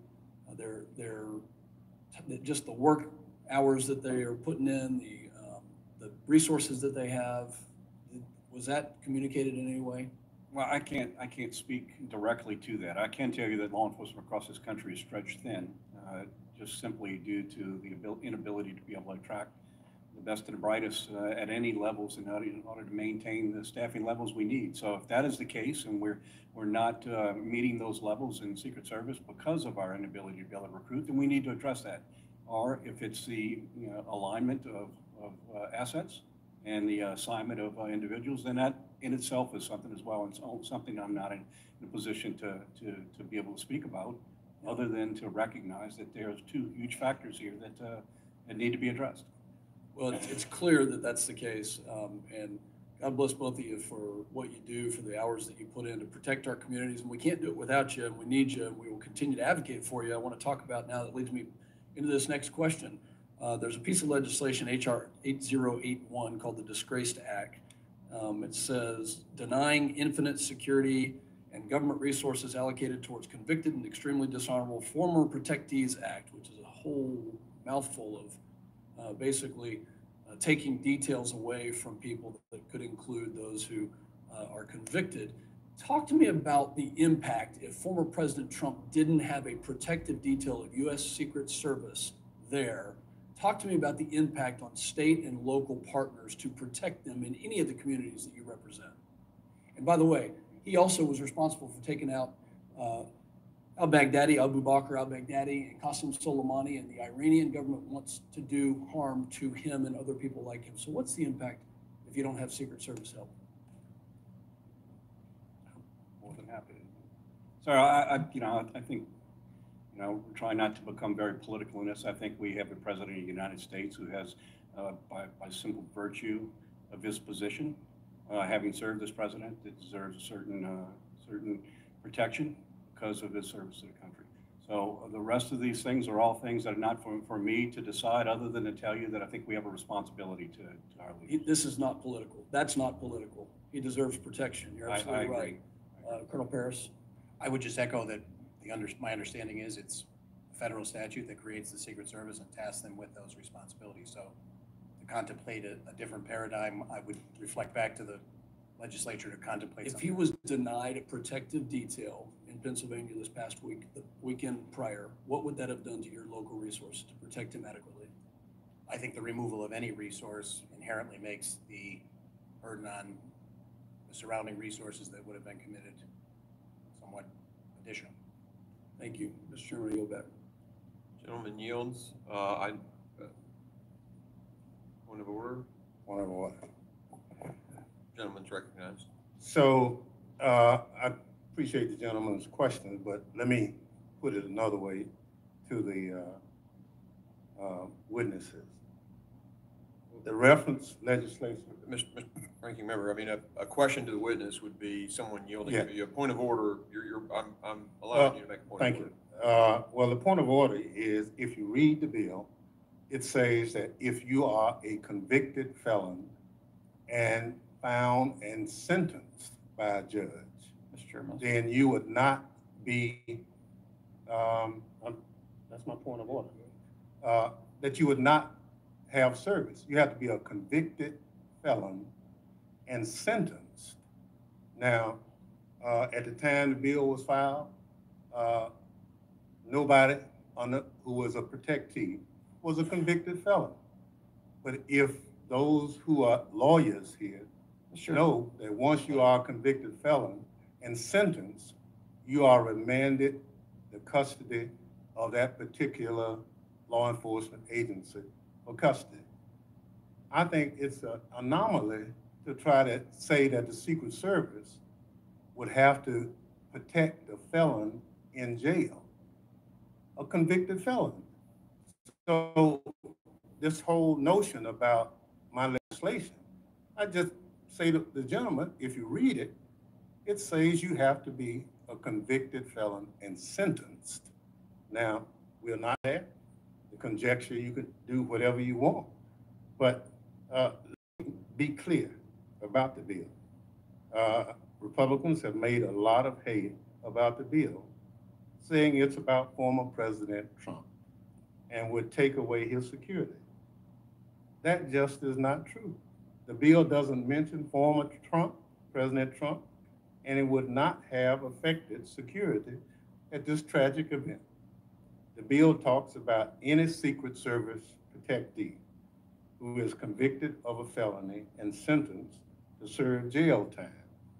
And it does not take away security.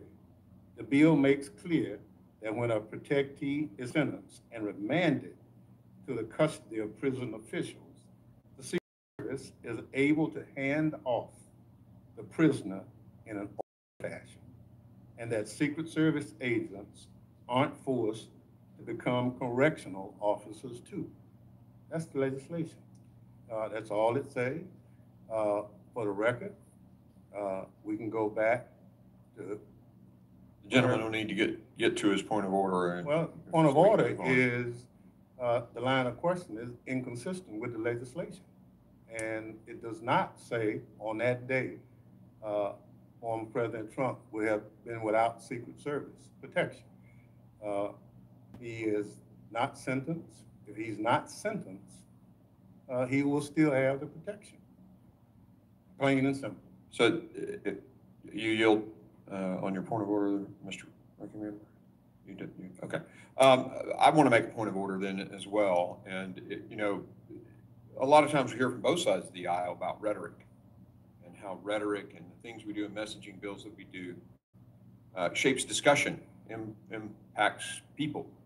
And first, my point of order is prison isn't necessarily a safer place. You can ask Mr. Epstein's family about that. And so to suggest that somehow he'd have the security necessary in a prison, I think is just not an accurate statement. In terms of, you know, I agree with the ranking member that his bill did say that it would not apply in this particular case, but you know, it's more about what we're doing and what we're saying at certain times that generates the attitude in our society. And so I just make that point of order about this particular legislation. I made in my opening remarks a request that he would draw the bill. Mr. You'll just have a second. I just wanted to make a comment. I think the chairman was clear that this bill was filed well in advance. So to connect, you mentioned timing. It's important to mention timing, that it wasn't. Well, we don't want to debate the bill. We're here to hear from witnesses that are here. So I'm going to go ahead and end this now, and we're going to move on. And I think actually Mr. Ivey is up for 5 minutes. Thank you, Mr. Chairman. And I want to associate myself with the remarks of our members here with respect to the loss of Ms. Jackson Lee. It's with deep sadness that I feel her loss. I share not only this committee with her, but on the Judiciary Committee as well. And she was insightful and inspirational in the way she handled herself and her role here in Congress. I also want to join comments about sympathies to the comparator family and the individuals who were injured on the day of the shooting. And I want to thank the chair for taking us up to Butler yesterday. My only regret about it was that it was too quick. And I think that, and I didn't know it was going to be like that, frankly, until after we got there and had a chance to talk to people in the community. But when we got there, they were very anxious to talk to us. In particular, I had conversations with Angela Flieger, supervisor for, and I hope I don't butcher this too bad, Connequenessing Township. It was extremely helpful. And James Rizzolo, who is a commissioner from Butler Township. And they were able to provide information on several fronts that I think we need to pay attention to, not just for this particular event, but going forward. Could you hit a video for me there. I think Ms. Flieger tried to produce this and send it to me.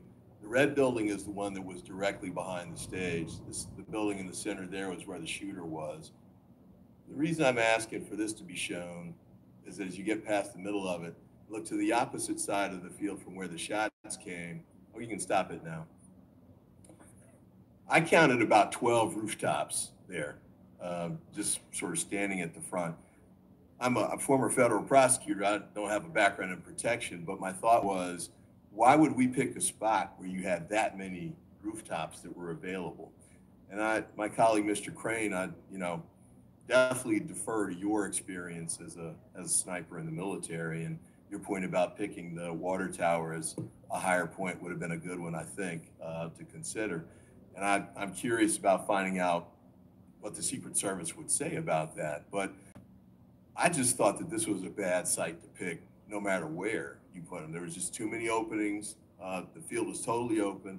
And one of the things that Ms. Flieger pointed out was that the road that went to the side of this spot here, the stage was right in front of those two buildings. The snipers were on top of those, I believe. They didn't shut down that road. And she also showed me a photo of her husband going in on that day through a fence that wasn't guarded in the perimeter area. Another point that she made was that the night before the speech was done, she and 50 or 60 other people from the community came to decorate the stage and, put the red, white, and blue blending and the Trump signs and everything. But the point she had there was that none of those people were vetted before they went into the area and were up at the stage and, could have done anything, I think was the point that she made. And also noted that apparently the shooter had hidden the gun somewhere on the site by, I think, where I hate to call the name of the business, but the business where the shooter ended up taking the shots from. So I think there's a variety of concerns here that I look forward to getting a chance to hear from these individuals. I don't know if it's going to be in the context of this committee or the oversight committee or the task force that's been proposed. Whoever does it needs to go talk to these folks, because the ones that I talked with had not been interviewed by the FBI, Secret Service, or local police. And they have key information that I think we should have, especially in making decisions about going forward. And then just a couple quick points before my time runs out. I think it came up with respect to the communications piece. I appreciate Mr. Yoy's comments there, but we need to figure out not just what happened on that day, but when we do these at other sites across the country going forward, what's going to happen with the communications? And if they're not using the national bandwidth that was set up, how can we make sure that that happens in the future? And then with respect to the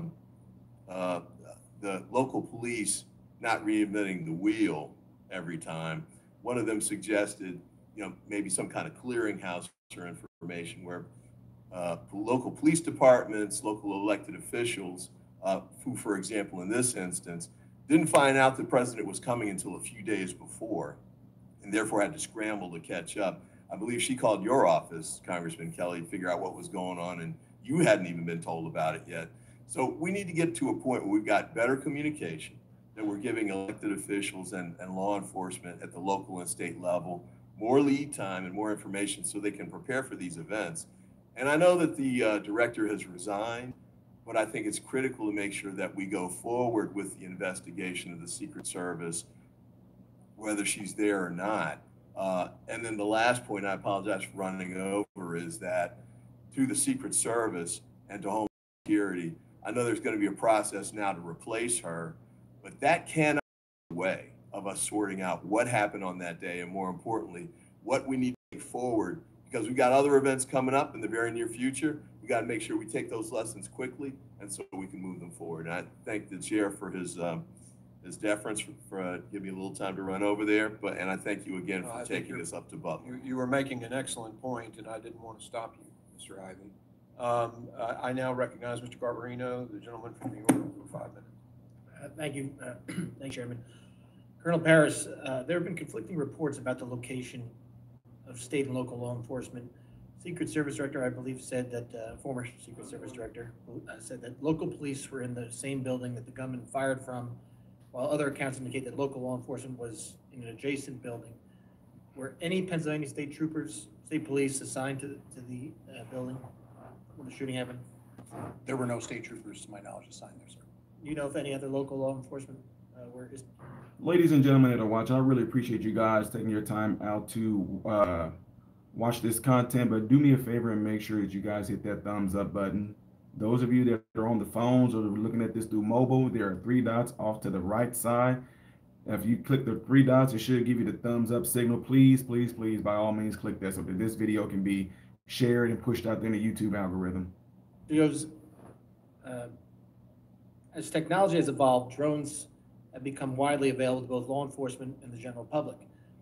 For a large event with this level of security, would you normally expect law enforcement to use drones for surveillance and deploy counter-drone technology? I'm sorry, I didn't hear the last part. Would you normally expect law enforcement to use drones for surveillance and deploy counter-drone technology? Well, obviously, as I mentioned earlier, just in my experience at this location is there are a number of elevated locations that should have been secured. There are a lot of ways to secure that. They could be with individuals assigned to it, but certainly an overwatch to be able to get a good visual of those locations is paramount. So it's been reported that the Secret Service apparently did not use drones for surveillance, but the shooter was able to fly his own drone over the area earlier on the day of the rally and get aerial footage of the site. Do you know if that's true? I have no direct knowledge. And do you know if whether or not local, state, Secret Service enforcement was aware of any drone use? I've heard the news reports, but I have no direct knowledge. Would you consider this a major security breach? Absolutely. Now, it's also been reported, Colonel Paris, that the local law enforcement spotted the shooter outside the AGR building and on its roof minutes prior to the shooting. Did local police alert the Secret Service that the gunman was on or around the AGR building roof? You know? So this goes to my earlier qualifier about the timeline, but my understanding of the sequence of events is that he was determined to be suspicious as a result of behavior that he was exhibiting, milling around that area in front of the AGR building. There was a text thread that was going, I've been briefed, between the ESU members. They identified, they took a photo of him. At some point when he utilized the rangefinder, the suspicion was heightened. So I know at a certain point in the command post, a member of PSP received a phone call and a text message from members of ESU, and I know from an interview that that was immediately relayed in the command post to the Secret Service. What happened? That was my next question. So what happened? What actions were taken after it was relayed to Secret Service? So when the PSP member received that information and verbally turned right around, gave it to the Secret Service, our member was provided with a number to which the picture that had been taken by the Butler ESU members that was on that group thread, to which that should be sent. Our member did that, and our understanding was that was some element of the Secret Service. So this was all reported. Yeah, this was all reported to Secret Service, and they gave him. Secret Service then sent him back, one of your officers, a number back to send the information back to. Is that what you just said? That's my understanding. When did that happen? Again, the actual timeline, I'm very remiss because I know these timelines need to be hammered out exactly to the minute, but I would say, that the overall timeline is about an hour before is when he became suspicious to ESU. What I want to say is, if we know that former President Trump was shot at 11 hours, it was probably in the vicinity of 25 to 30 minutes, but I want to make sure that's a very... So it was before he went on to speak. But at that point, just to be clear, he was determined to be suspicious. There was no information that he possessed a weapon. He was outside of that building where the ESU was posted. They were being vigilant. It's, I think, relevant that there were other people at the venue who were suspicious and reported likewise in a close temporal nexus to that as well. But just to confirm, the Secret Service had this information that there was a suspicious individual. He had used a rangefinder, which made him even more suspicious. And this was all reported to them prior to the President Trump being allowed on the stage to speak? I believe, again, I'll defer to when the president came out. I know that that was probably 20 to 25 minutes before 11 hours. And steps were taken by the municipal officers over in that area to they were actively looking for crooks.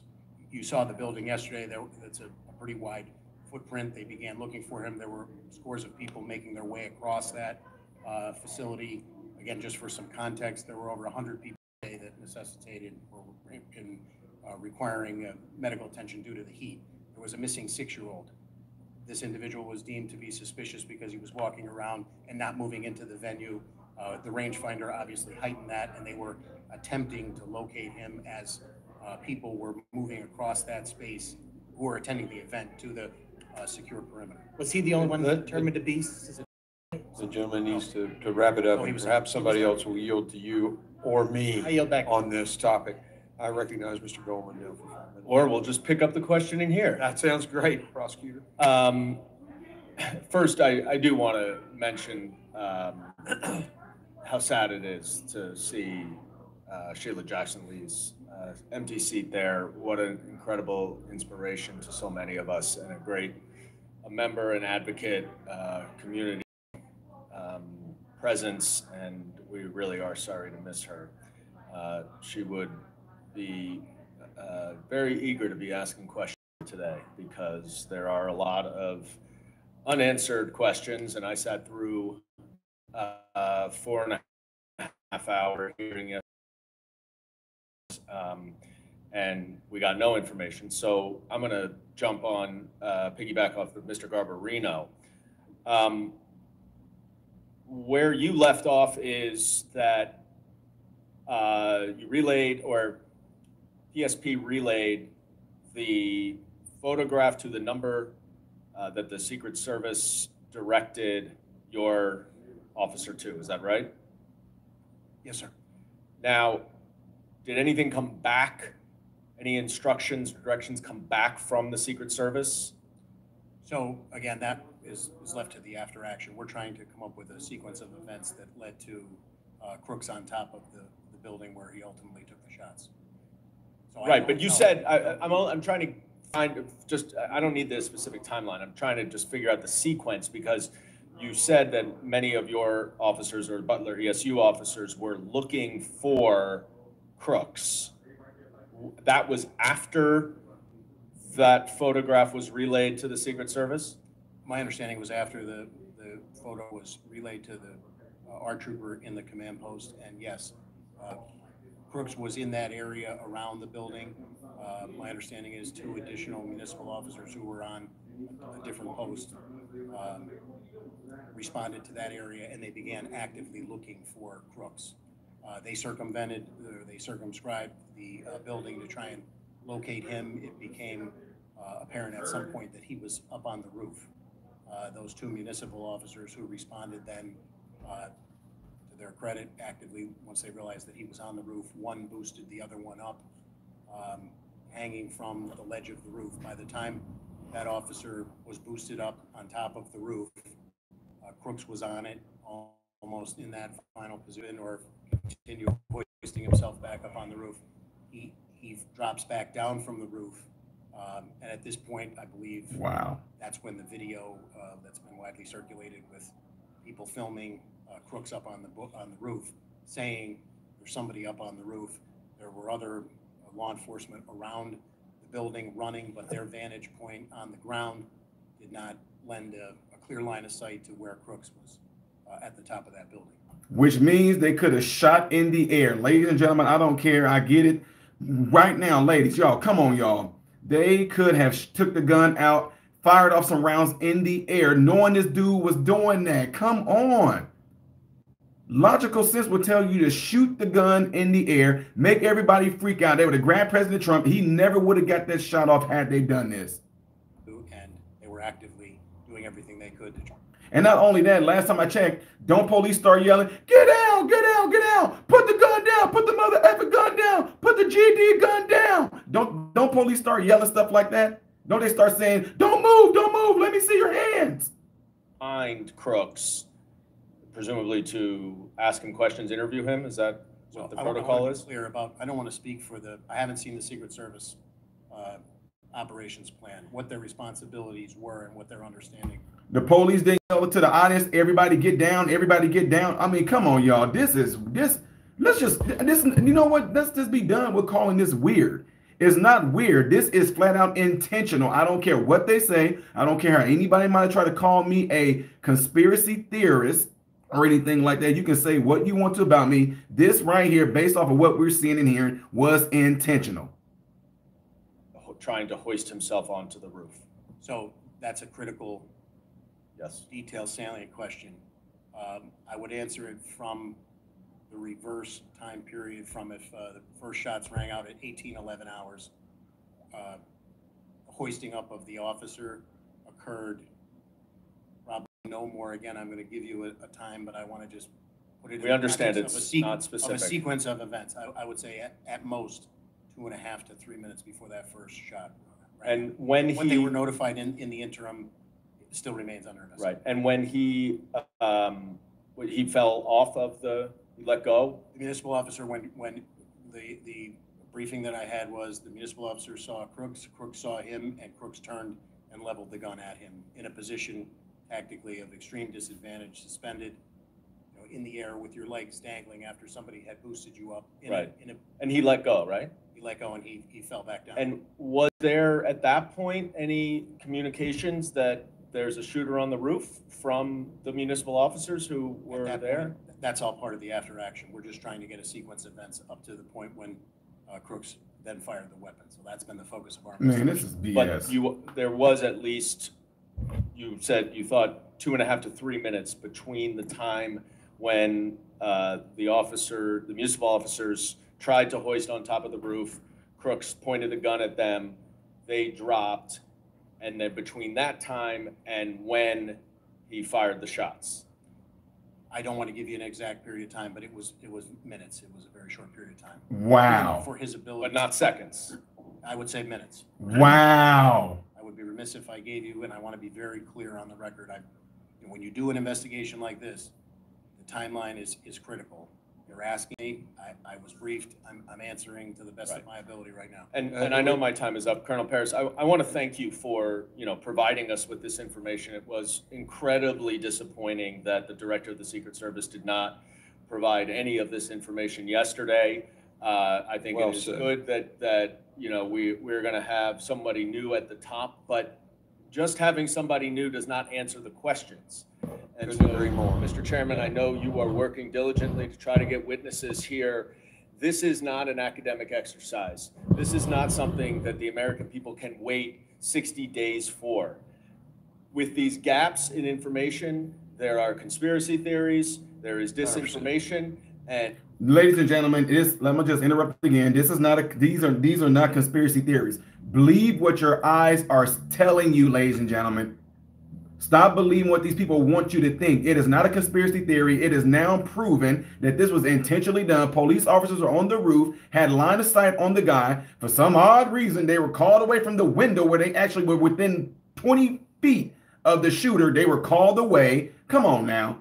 Come on now. The police engaged the guy. The guy pointed a gun at them. Oh, wait, let me hear him. I got to hear Marjorie. Former Secret Service Director Kimberly Chetles, as she has resigned today. But the timeline that I'd like to talk to you about is exactly what you were just discussing here. 18 minutes before President Trump took the stage, it was at 5:45 that the Butler County Emergency Services noticed Thomas Crooks on the roof, took a picture and reported it. You stated just a few minutes before in your testimony that police or PSP were given a phone number to the Secret Service, and that Butler County Emergency Services texted or sent the picture. Was that a text? Was that a digital platform? Was it an email? How did they send the picture? So just to be clear, at that period of time, at 18:45, I don't believe the testimony was 5:45 p.m. 5:45 p.m. Yes, ma'am. He was not up on the roof at that point, is my point. No. Emergency Services noticed Thomas Crooks on the roof. This is the timeline that we have. Took a picture and reported it. Who did they send that picture to? Just to be clear, they were posted in the AGR building and took a picture of them. That's what you're. Yes, who did they send the picture to? So I only know from interviews what I can confirm to my knowledge and belief here today that a member of Pennsylvania State Police inside the command post received that information telephonically and by text, related to the Secret Service, and then was given a number to follow up on. And that was based, again, heightened suspicion. How did they relay it to Secret Service? I believe that they verbally turned and said in the command post, this information that I just received. And then in follow up to that, as directed from the interview that I was briefed on, that was forwarded by text as requested by the Secret Service. Can you give us copies of that communication and that phone number that was given to them was for Secret Service? That's part of the ongoing investigation, and I would defer to the legality of. Can you find that information and provide it to our committee? I will look to see if legally I will consult Chief Counsel within the State Police, but it is an ongoing criminal investigation at this point. So after it was reported, President Trump took the stage at 6:03 p.m. All of this took place. This was 18 minutes before President Trump actually took the stage at 6:03 p.m. President Trump was shot in the face at 6:11 p.m. This has all been reported. These timelines. Why do you not have a timeline? Because it's not the timeline is going to be critical for the after action report. Obviously, we're conducting an investigation with the FBI. We have been deferential to the FBI in terms of what has been released to the media. I was present for one press briefing on the night of Saturday night, July 13th, and we've been deferential to the FBI on that. So I would refer you to the FBI. The timelines that you're quoting, I just want to be clear on the record. To my knowledge and belief, I don't have a minute-by-minute timeline. I've had multiple briefings about what these interviews have gleaned, but they're from the perspective of PSP investigating the homicide and the 2 attempted homicides. Thank you, Colonel. During the event, at what point in the day was someone from your team first made aware that there was a potential suspicious person or possible threat? So based on my knowledge and belief, that information relayed to the command post from Butler ESU, in terms of crooks, was the first time that I'm aware of. Again, keeping in mind, I've heard estimates that there were 13,000 people there. There were multiple people identified as suspicious, several that were identified in that area. Yes, thank you. Now, you stated before in your questions that you haven't seen an operation plan, but didn't your team participate, and why haven't you seen the plan? So as my answer prior on the record, I've asked for it. The State Police has asked for it. We have yet to receive it. And my understanding is that our walkthrough with our commanders and our area commander was to delineate what our responsibilities were, and we endeavored to fulfill those responsibilities. Who was the Secret Service agent in charge of the advance team? I don't know the name of the agent. How was PSP supposed to communicate with Secret Service on the advance team? In the planning leading up to it. So my understanding is, as is typical, we were notified by email on July 5th. The meeting on July 8th, Monday, was to get all of those partners together to exchange information, how they could communicate with one another, and then the planning took place from there. Could you provide our committee a copy of all those communications, Colonel Pierce?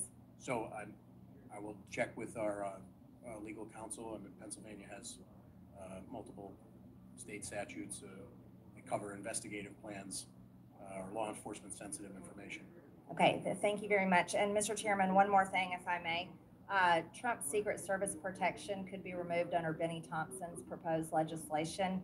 This legislation was introduced while the politically weaponized government was prosecuting former President Donald Trump. This would leave him at risk. I'd also like to state for the record for this committee that over 140 inmates are murdered in prison every single year. This is a dangerous place, prison is, and of course an 8% of violence in prison leads to murder of inmates. This legislation is reckless, and the minority ranking member needs to withdraw this legislation that would lead to the murder of President Trump. Ladies, time has expired. I now recognize. Well, we're not going to debate. You think that statement should be made when the ranking member is here so he can at least address it? Well, Thank you. he made his point earlier about his bill. There's a difference of opinion, I suppose. But we're just, y'all are out. Okay. I now recognize Mr. Lalota for 5 minutes question. Thank you, Chairman. 10 days ago. Thank you, Mr. Goldman. 10 days ago, a 20-year-old with no military or law enforcement training, with no more than about $1,000 worth of equipment, and apparently working alone, thwarted the United States Secret Service, an agency with a $3 billion budget and about 8,000 personnel. In the early phases of this investigation, the Secret Service, it is clear the Secret Service exhibited poor tactics, including substandard two-way communications with state and local PD. They displayed a lack of strategy, including not employing drones to surveil the risks to President Trump and the crowd. And since July 13th, the Department of Homeland Security and the Secret Service, evidenced by them not being here today, has avoided accountability by, among other things, avoiding hearings like this. The attempted assassination of former President Trump, the leading candidate for president in 2024, shocked the conscience of nearly every American, regardless of party affiliation. Except for some of these psychopaths. We, the members of the Homeland Security Committee from both sides of the aisle, are here today to ask questions and about those who are in charge that day to hold the Secret Service accountable, but more importantly, to ensure this never happens again. Chairman, thank you for hosting this hearing. Colonel Paris, you're the commissioner of the Pennsylvania State Police Department? Yes, sir, I am. And your testimony, sir, is that approximately 25 minutes, I won't hold you to the exacts, but approximately 25 minutes before the first shots were fired, that local law enforcement officers identified Crooks as suspicious?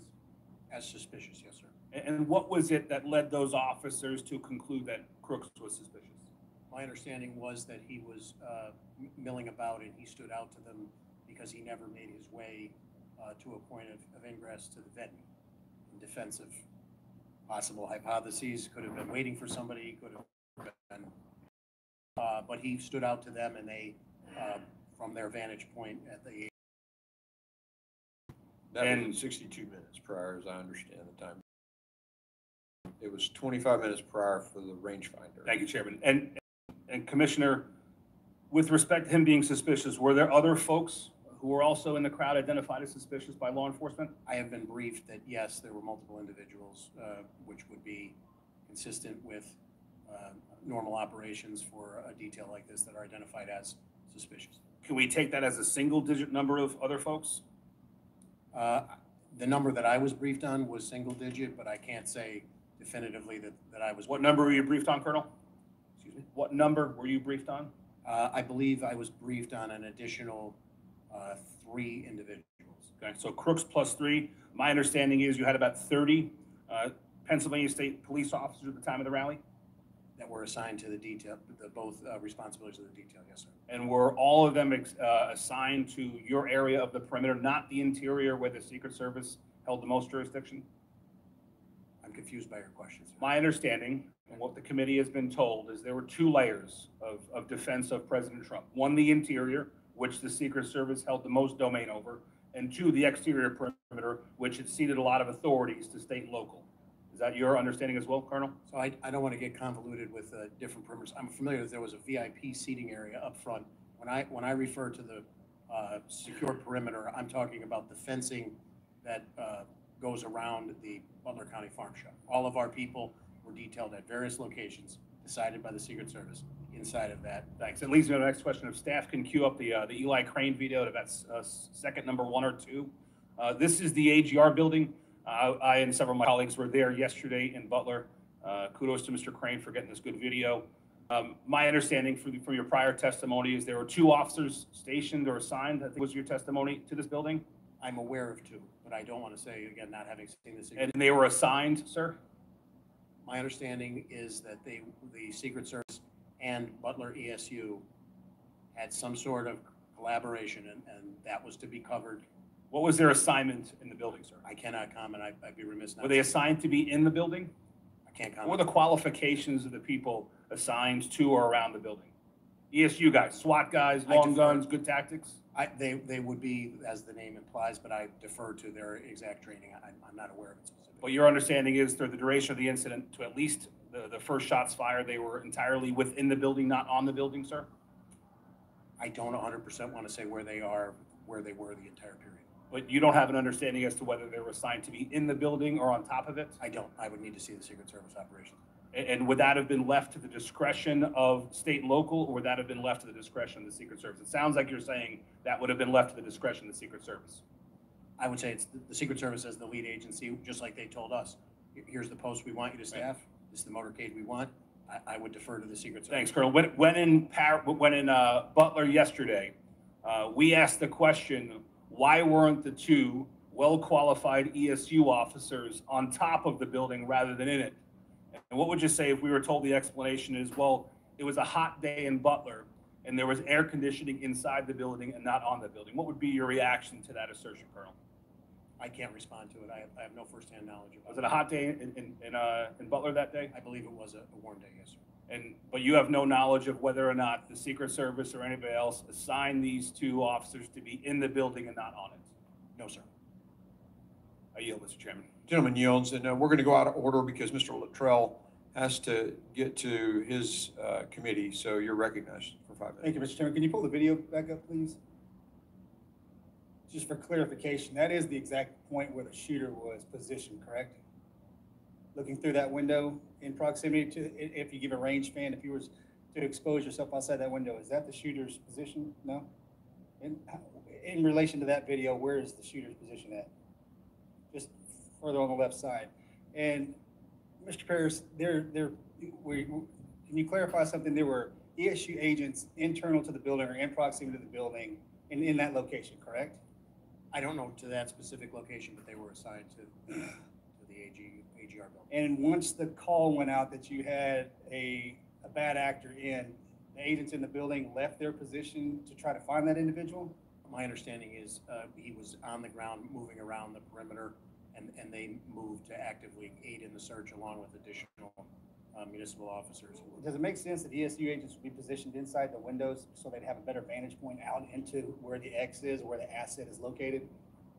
Could you ask that question again? It makes sense to me that the ESU agents would be positioned in these windows, the windows that they're talking about in this building, so they could have better eyes on the asset, the president, instead of internal to the building, milling about. Is that a fair assessment? I'm remiss because I don't know what the conversation was, the responsibilities to win. I think my concern is if we did have agents, let's just speak hypothetically here, if agents were positioned in these windows in order to provide protection, asset, and then they were released, and I'm assuming they work in pairs. 2 of them, was there 4 of them in the building? Do we know Angela? From my briefings, there were 2. There were 2. But, to me, it would make sense that one would stay behind in order to cover the X or cover the asset, and then one would engage in activity to find the actor that they were trying to identify, correct? I think my concern is the individuals may, and I hate to say this out loud, but if we didn't do due justice and we left that asset exposed because both ESU agents went to look for a bad actor, we just gave the shooter a bowling alley. I don't know what the responsibilities and the rules of engagement were, not having seen the Secret Service operations plan. And I'm reluctant to speculate at this point, 10 days out, sir. I would rely on the reviews yet to come. When it comes to Secret Service, talk columns matrix here real quick. When it comes to Secret Service and the local law enforcement, the state law enforcement, I understand that they are housed in the same, is there a common communication channel? And if so, does each agent and each officer that's working the event have, I'm going to use old terminology, do they have an avalanche call? Do they have a no joy? When they see something that raises the red flag, can any officer radio in, go, no go? We are not, hold the asset in place. We have somebody that we're looking for. And if they do or if they don't, how many people does that have to go through to get to the right actor in order to say stop? I don't know. Okay, we need to figure that out. Because if I'm an ESU agent in this window and I have to radio a person who has to radio somebody who has to radio somebody else to get to the main person, then to call it, the dishes are done. I'm aware of 3 radio systems in operation, PSPs, the Secret Service, and Butler counties. All communicating on different channels. Technically, yes, but the integration occurs I can only speak from PSP, our integration occurs by us having somebody inside of the Secret Service command post. Again, for an incident of this magnitude, in theory, the more people you have on the same channel, if there was medical emergency or lost 6-year-old and everybody keys up at once, it paralyzes your communication. I understand that, but if there's one specific channel that you can go to call an avalanche and say, which is freeze the asset, I think that would be necessary. Now, you mentioned something earlier. You guys done about 20 events this year in Pennsylvania. So, and you spoke, it's common. Now, the military folks in this room are going to understand it's the first month of deployment and the last month of deployment are the most dangerous times to be in combat. One, because you get there the first month, you have no idea what's going on, and then you're there and you get common, you get complacent. And before you leave, that last month, situational awareness kind of dies down a little bit, and that's when bad things happen. There's absolutely nothing common in protecting a president, ever. And as we move forward, I don't want that to be a term that we use, because common just got our president, our former president, shot. And if these assets would have been on high alert, and I'm not saying that they weren't, but when things become common, we get complacent. I've instructed our commanders moving forward, if there is any, my expectation would be that through the collaboration and the planning of these events, you want more people there, you want people voicing issues and everybody operating on the same page in a unified command. But I have instructed our commanders, the ops plans get reviewed prior to this up through our Deputy Commissioner of Operations, Lieutenant Colonel Bivens, seated here behind me today. But as a result of this, if there are any issues that our people see, we are ordering them to flag them, and we'll work collaboratively moving forward for the remainder of the season and moving forward. Thanks, sir. Thank you, Mr. Chairman. Gentleman yields. And our witnesses, at any point where we're going to probably go at least another hour here. If you need to take a break, just let me know and just give me the high sign or a thumbs up. Another hour. Y'all are okay right now? Or you take a break? All right, we'll do 5 minutes and 5 minutes only. The restroom's right down the hallway to your right. Adjourned. All right, ladies. They are taking a break right now. To those of you in from the hold on, where did it go? There we go. Let me see if I can get y'all.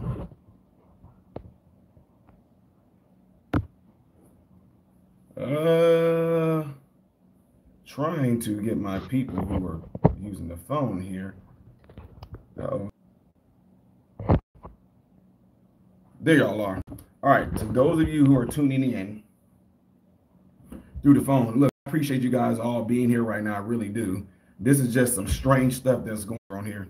Some of you guys don't know that I'm also tuning in. I'm using my technology and everything here. So make sure that if you're in here right now that you hit that like button. Some of you that are tuning in through the phone or, you know, looking at me right now, y'all can see those of you that can see my face with the hat on, I'm talking to you guys, okay?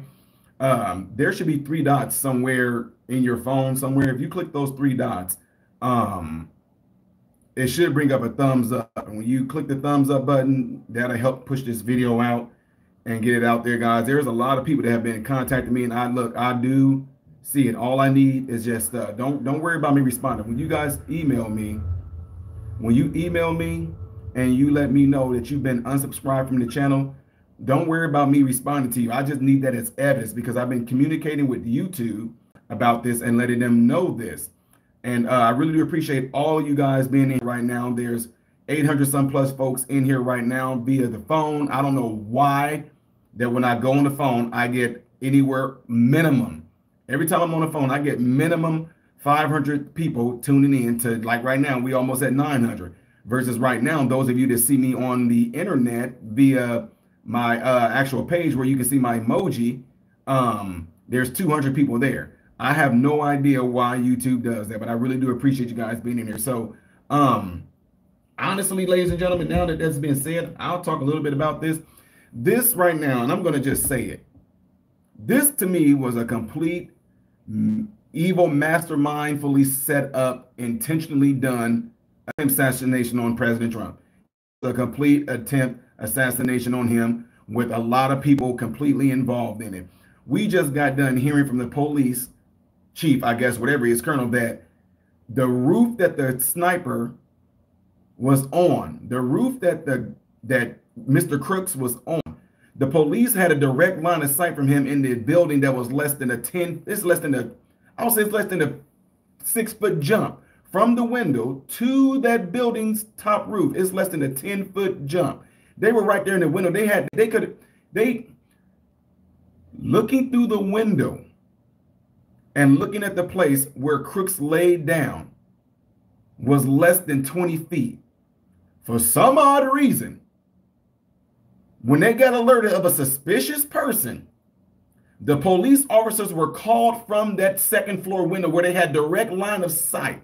They had direct line of sight on Crooks. They were called from that window, right? They were called from that window. People yelling at the police, there's someone on the building, there's someone on the building.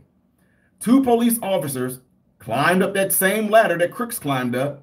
One officer grabbed onto the ledge, whatever like that, and while the other officer lifted him up by his legs, right? The other officer that lifted him up by his legs was holding his buddy up. His buddy got up there.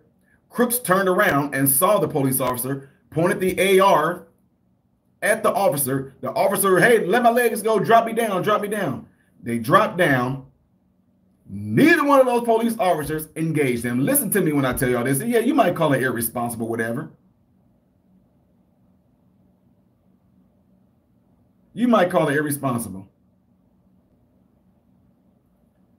The police officer didn't yell, put the gun down, put the mother effing gun down. What are you doing? Put the gun down. The police officers did not yell, shooter, shooter. The police officer didn't even yell at the crowd who was in danger now. Somebody points an AR at an officer. He doesn't turn to the whole crowd and tell them, everybody get down, shooter, shooter, shooter. The police officers, I know y'all can call it irresponsible. The police officer could not stood on top of the roof and fired down at the concrete. Pop, pop, pop, pop, pop, pop. Let off some rounds. That way everybody could have freaked out. They could have got President Trump. None of that. The police officer could not have just told his friend, raise me back up. I do not care. I'm about to flame. Come on, man. I know he could have ducked over. I get it. Okay, let's just say Ty. That's too risky. If the police officer would have had himself pulled back up again, dude could have been aiming the gun at his head.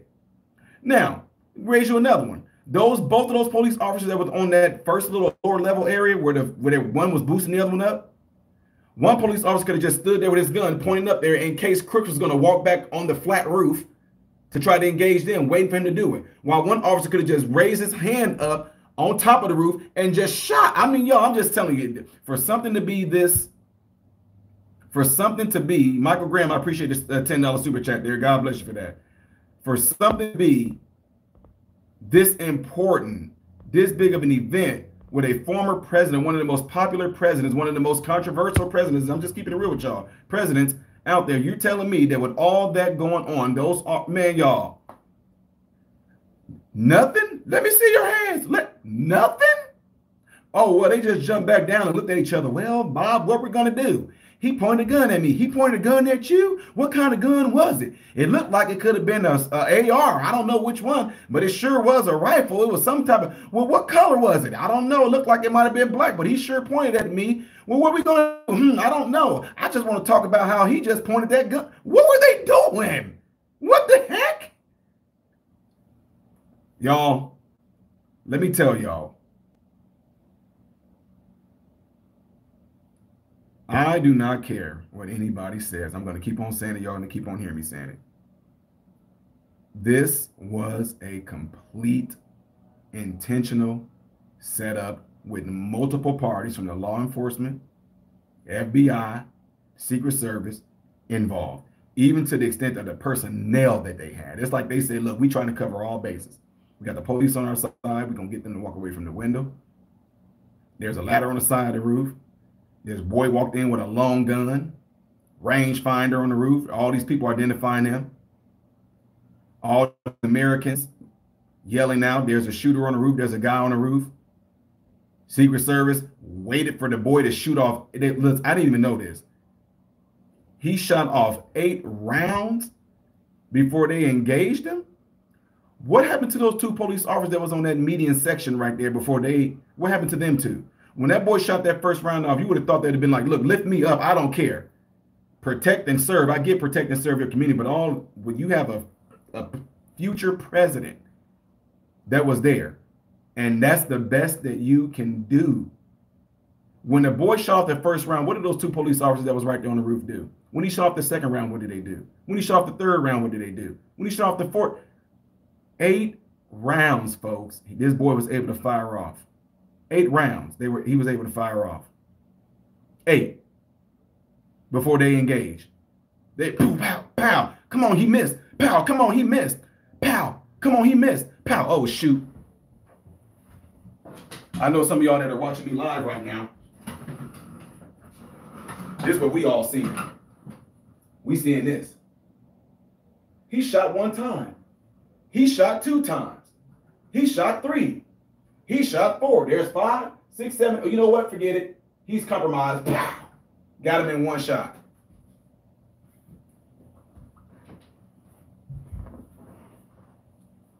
Those of you that see me live on the phone, y'all know it. Y'all all got to see that. Come on, man. Come on. Let me see y'all. I think they're back doing this again. And if they are, I'll tune y'all back in on it.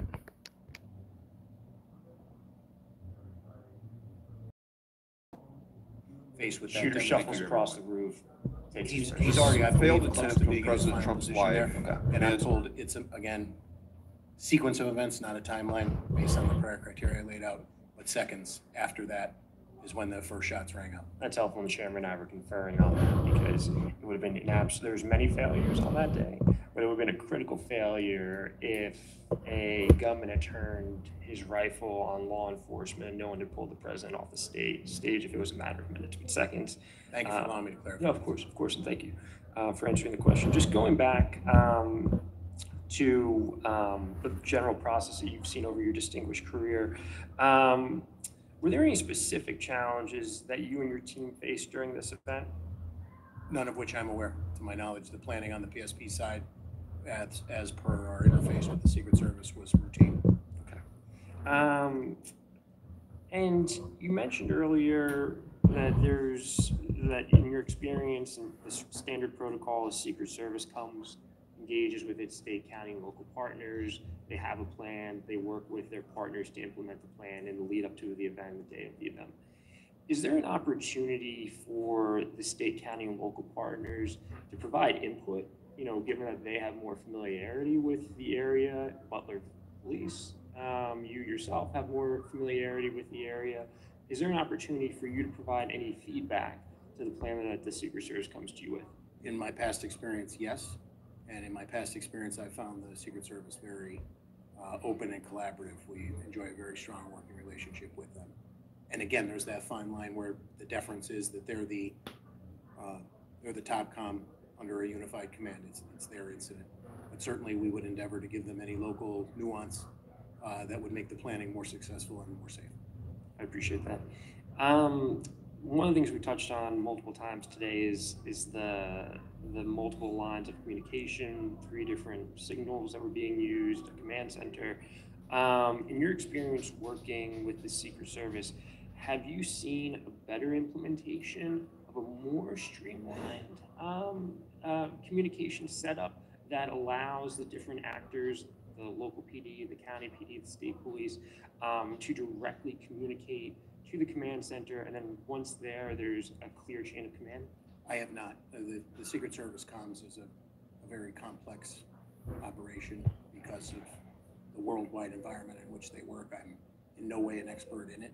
I think from the state and local perspective, our job is to try and integrate communications, and it doesn't have to be a super high-tech solution. We have people who can get a message, turn over their shoulder, and report verbally. We have radios that we can exchange, or we have a trooper with a radio assigned to another partner, be that a federal partner or a municipal partner, And those two radio communication systems can interface because of the human interaction. And I'll wrap up real quickly, Mr. Chair. And it sort of makes sense in a way because you're going to have people doing traffic. They're going to, folks who you mentioned, a child went missing. You could have a firecracker. You could have a multiple number of things that don't need to rise up, which is why Craig didn't know his wife and 2 kids. But we need to look at how we make it a clearer chain of communication to ensure that really important pieces of information, like identifying the shooter on the roof, doesn't get delayed in moving through those channels. So thank you both for appearing here. Thank you both for your service, and thank you, Chair. I yield back. All right, ladies and gentlemen, I'm going to interrupt this program briefly just to show you guys what really happened at this event. Here y'all go. Yeah, this is me making fun. So be ready for it. This right here, ladies and gentlemen, is the Secret Service reaction to what happened.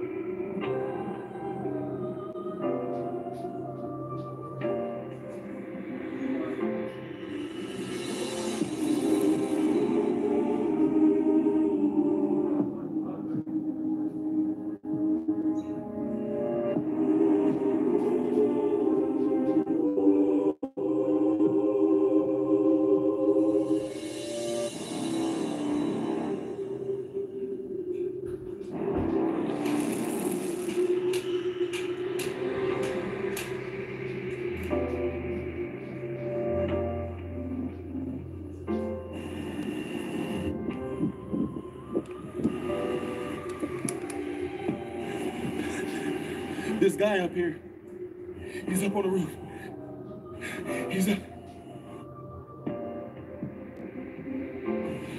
He's up on the roof.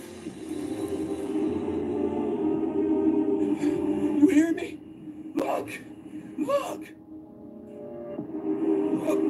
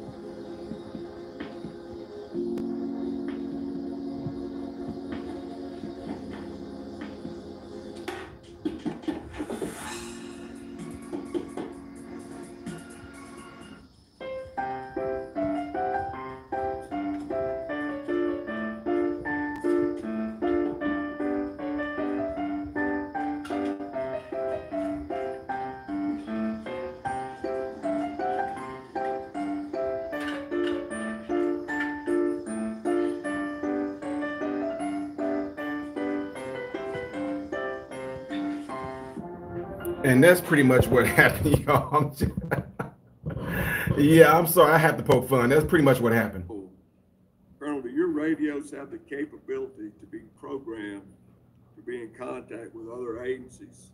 And do you know if the officers on the ground that day had communication capabilities with the Secret Service that was on that duty that day?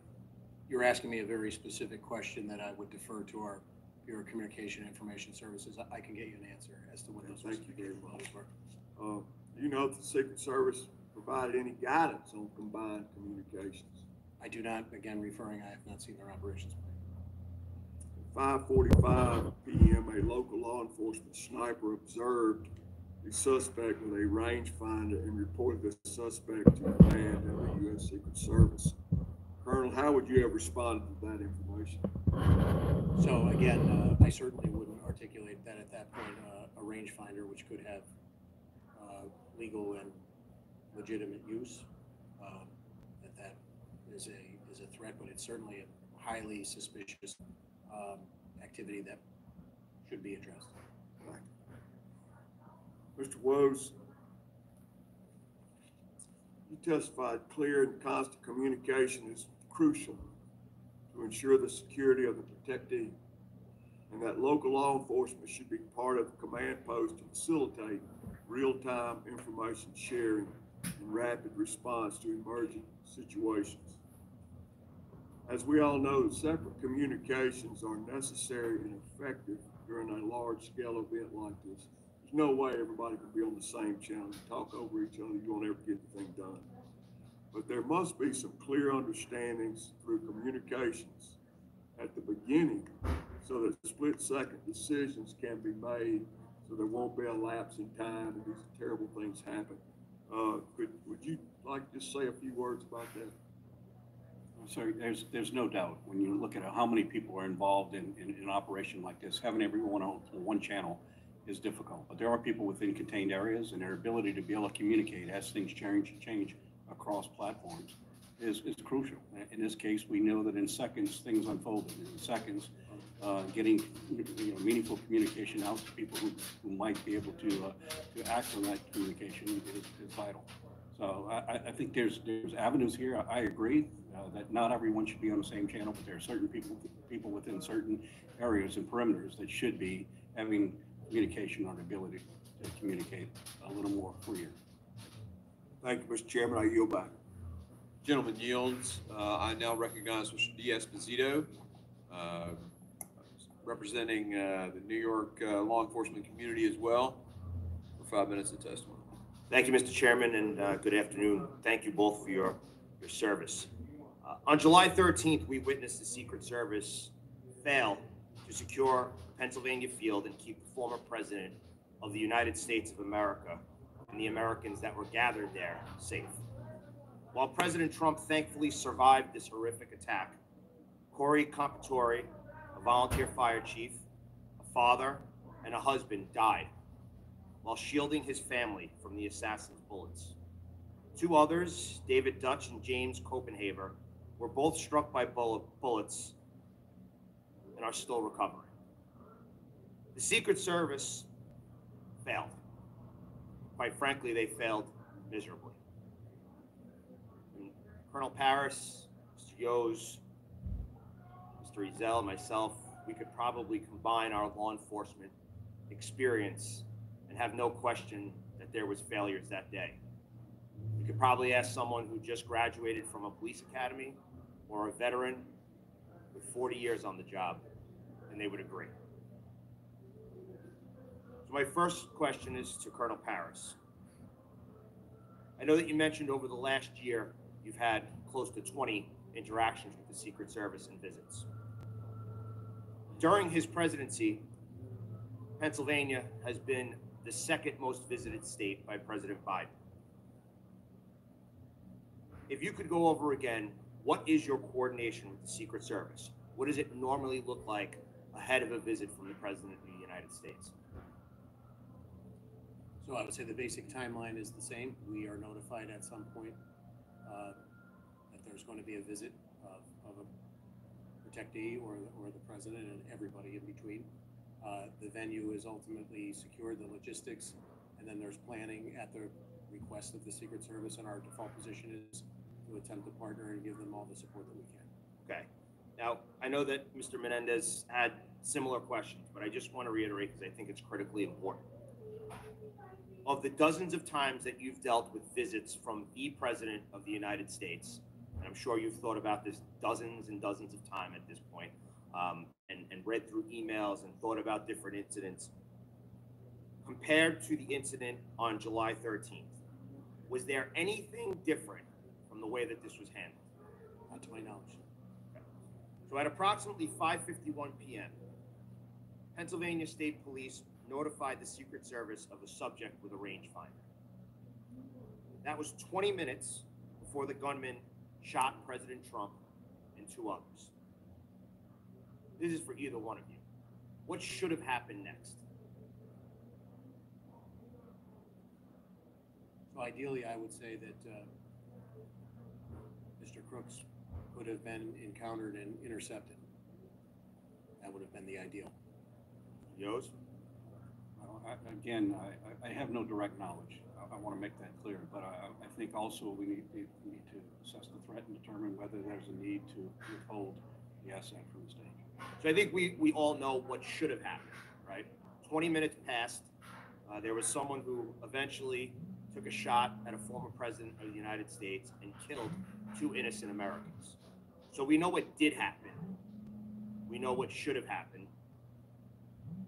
What do you say to those that are saying that local law enforcement failed to provide adequate security at this rally? As I stated earlier, based on everything I know up until day 10, I only am going to comment on the Pennsylvania State Police. And it's my belief as I sit here, based on all the information that I have, that we met or exceeded our expectations for that event. Am I saying that the event was a success? Obviously, it was not. And our hearts go out to those affected. I will echo the fact that that local law enforcement plays a huge role and must. I don't think the federal agencies have the ability to get with bandwidth to be able to have this event without coordinated effort with local law enforcement. To my knowledge, local law enforcement did with their responsibilities and direction. And Mr. Yost, we've corresponded about this prior, but I just want to, in the last 20 seconds I have, the United States Secret Service established and managed the primary command post. Would you agree, Colonel, that in the United States of America, we have a serious issue when it comes to law enforcement and communicating through multiple jurisdictions and agencies at a singular event? I would say the short answer is it depends, but communications are always a critical piece to any successful operation. So I agree it does depend, but I do have a concern when some people's lives are on the line. We are supposed to be protecting an asset, regardless of who it is, but especially someone who was the president of the United States. The fact that law enforcement agencies are communicating at such a critical time via text message is a problem, and it's one that I think this committee and other committees need to take a real hard look at. Mr. Chairman, I yield back. Gentleman yields. I now recognize Mr. Strong for 5 minutes question. Thank you, Mr. Chairman. Thank you for being here today. I think we all agree that none of us ever wanted to be holding a hearing like this. As we have covered, the Secret Service relies on federal, state, and local partners to coordinate and secure events to ensure the safety of its protectee. As both of you rightly emphasized in your testimony, Secret Service is the ultimate responsible and the final arbiter of any and all security matters affecting their protectee. Full stop. Mr. Yost, you also went on to highlight the importance of mutual respect, trust, and shared commitment in the relationship between Secret Service, the state, and locals. I was pleased to learn that Director Chetles has tendered her resignation. This is the first time we have seen real accountability from the director following July the 13th. It is my hope the truth will now come. Her lack of leadership following the assassination attempt has not only impeded the ongoing investigation and eroded the public's trust, but it is also the potential to erode the mutual respect and trust that are fundamental to this relationship between the Secret Service and partners they rely on. Colonel Paris, I understand that state and locals were the ones that first alerted the command center of a suspicious individual some 20 minutes before he started shooting. Is that correct? As I said before, I would agree with the sequence of events, but I don't want to speculate. I don't want to go on the record with the exact time. So that's my understanding of the sequence of events. Yes. Does the Pennsylvania State Police use a digital radio system, whether it be the P25 or something of that nature? Yes, we do. And it has unbelievable technology. I know we've utilized it throughout the state of Alabama, 40 years and as a first responder, to go from UHF, VHF to a digital system changes the ball game. Does the Secret Service also use a digital radio system? I would have to get you information on that. I don't know, sir. Okay, so the communication between the agencies, you start looking at it, the communication with a digital radio system, you can change frequencies, you can make a mutual frequency. Every radio you can have hundreds of different frequencies. But as far as you're not sure if they have a digital radio system or if they're using another conventional UHF VHF frequency or something of that nature? In answer to the first part, I'm not an expert on radios. I can't render an opinion on what their system is, but the only answer I would provide is my understanding is there are certain encrypted capabilities that the Secret Service has to maintain that may provide difficulty in what would otherwise be if we had a regular incident and we were able to set up a patch to communicate across agencies. Thank you. Colonel Paris, as you just shared, after state and locals identified the shooter as suspicious, they relayed that information to Secret Service and were given a number to send their concerns to. Is this standard operating procedures to be left a phone number to give your information to rather than direct communications through radio? I don't want to say that it's standard operating procedure, but if it was a system that or a measure that worked to push that information to the people who needed it in the most expeditious means, I wouldn't be averse to going away from standard protocols. You said that you had done this type of event with other presidents or in your state. In past history, is this how it usually was done?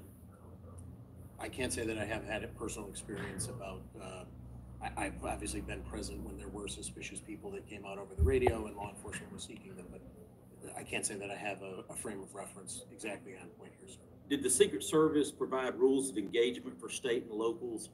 Did y'all have to authorize a green light for fire, or do you go by your day-to-day activity where we would go by the. All right, ladies and gentlemen, if you're tuning in via the mobile, I have to step away. So it's a good chance that this stream is getting ready to end if you are watching this through the mobile. For those of you that are watching me online, you guys, the stream will stay up. So for example, let me just make this clear to those of you right now, if you are tuning in via the phone, mobile, I'm going to give you guys a thumbnail that you need to go and click on so that you can be in the right area, because I'm going to have to end it through the phone and you guys will be able to continue to watch it. So those of you that can see this screen right here, I'm not talking to the ones that are like, you know, in other words, if you can see this Google screen, I'm talking to you. Okay, so now this, I'm going to show you guys a thumbnail that you need to look for that's on my channel. Okay, I don't think that helped right there. See right here, to those of you that can see this screen, see it says breaking: Kimberly Chetles resigns as police testify on Trump near assassination. That's the one you need to click on. So in other words, when this stream ends, to those of you that can see this screen, those of you that can see this screen that says hospice, any of you looking at this thing that says hospice, when this live stream ends, make sure you go back to my channel, Modern Renaissance Man, and you will see the only live feed that's up, okay? So I appreciate y'all being here, all right?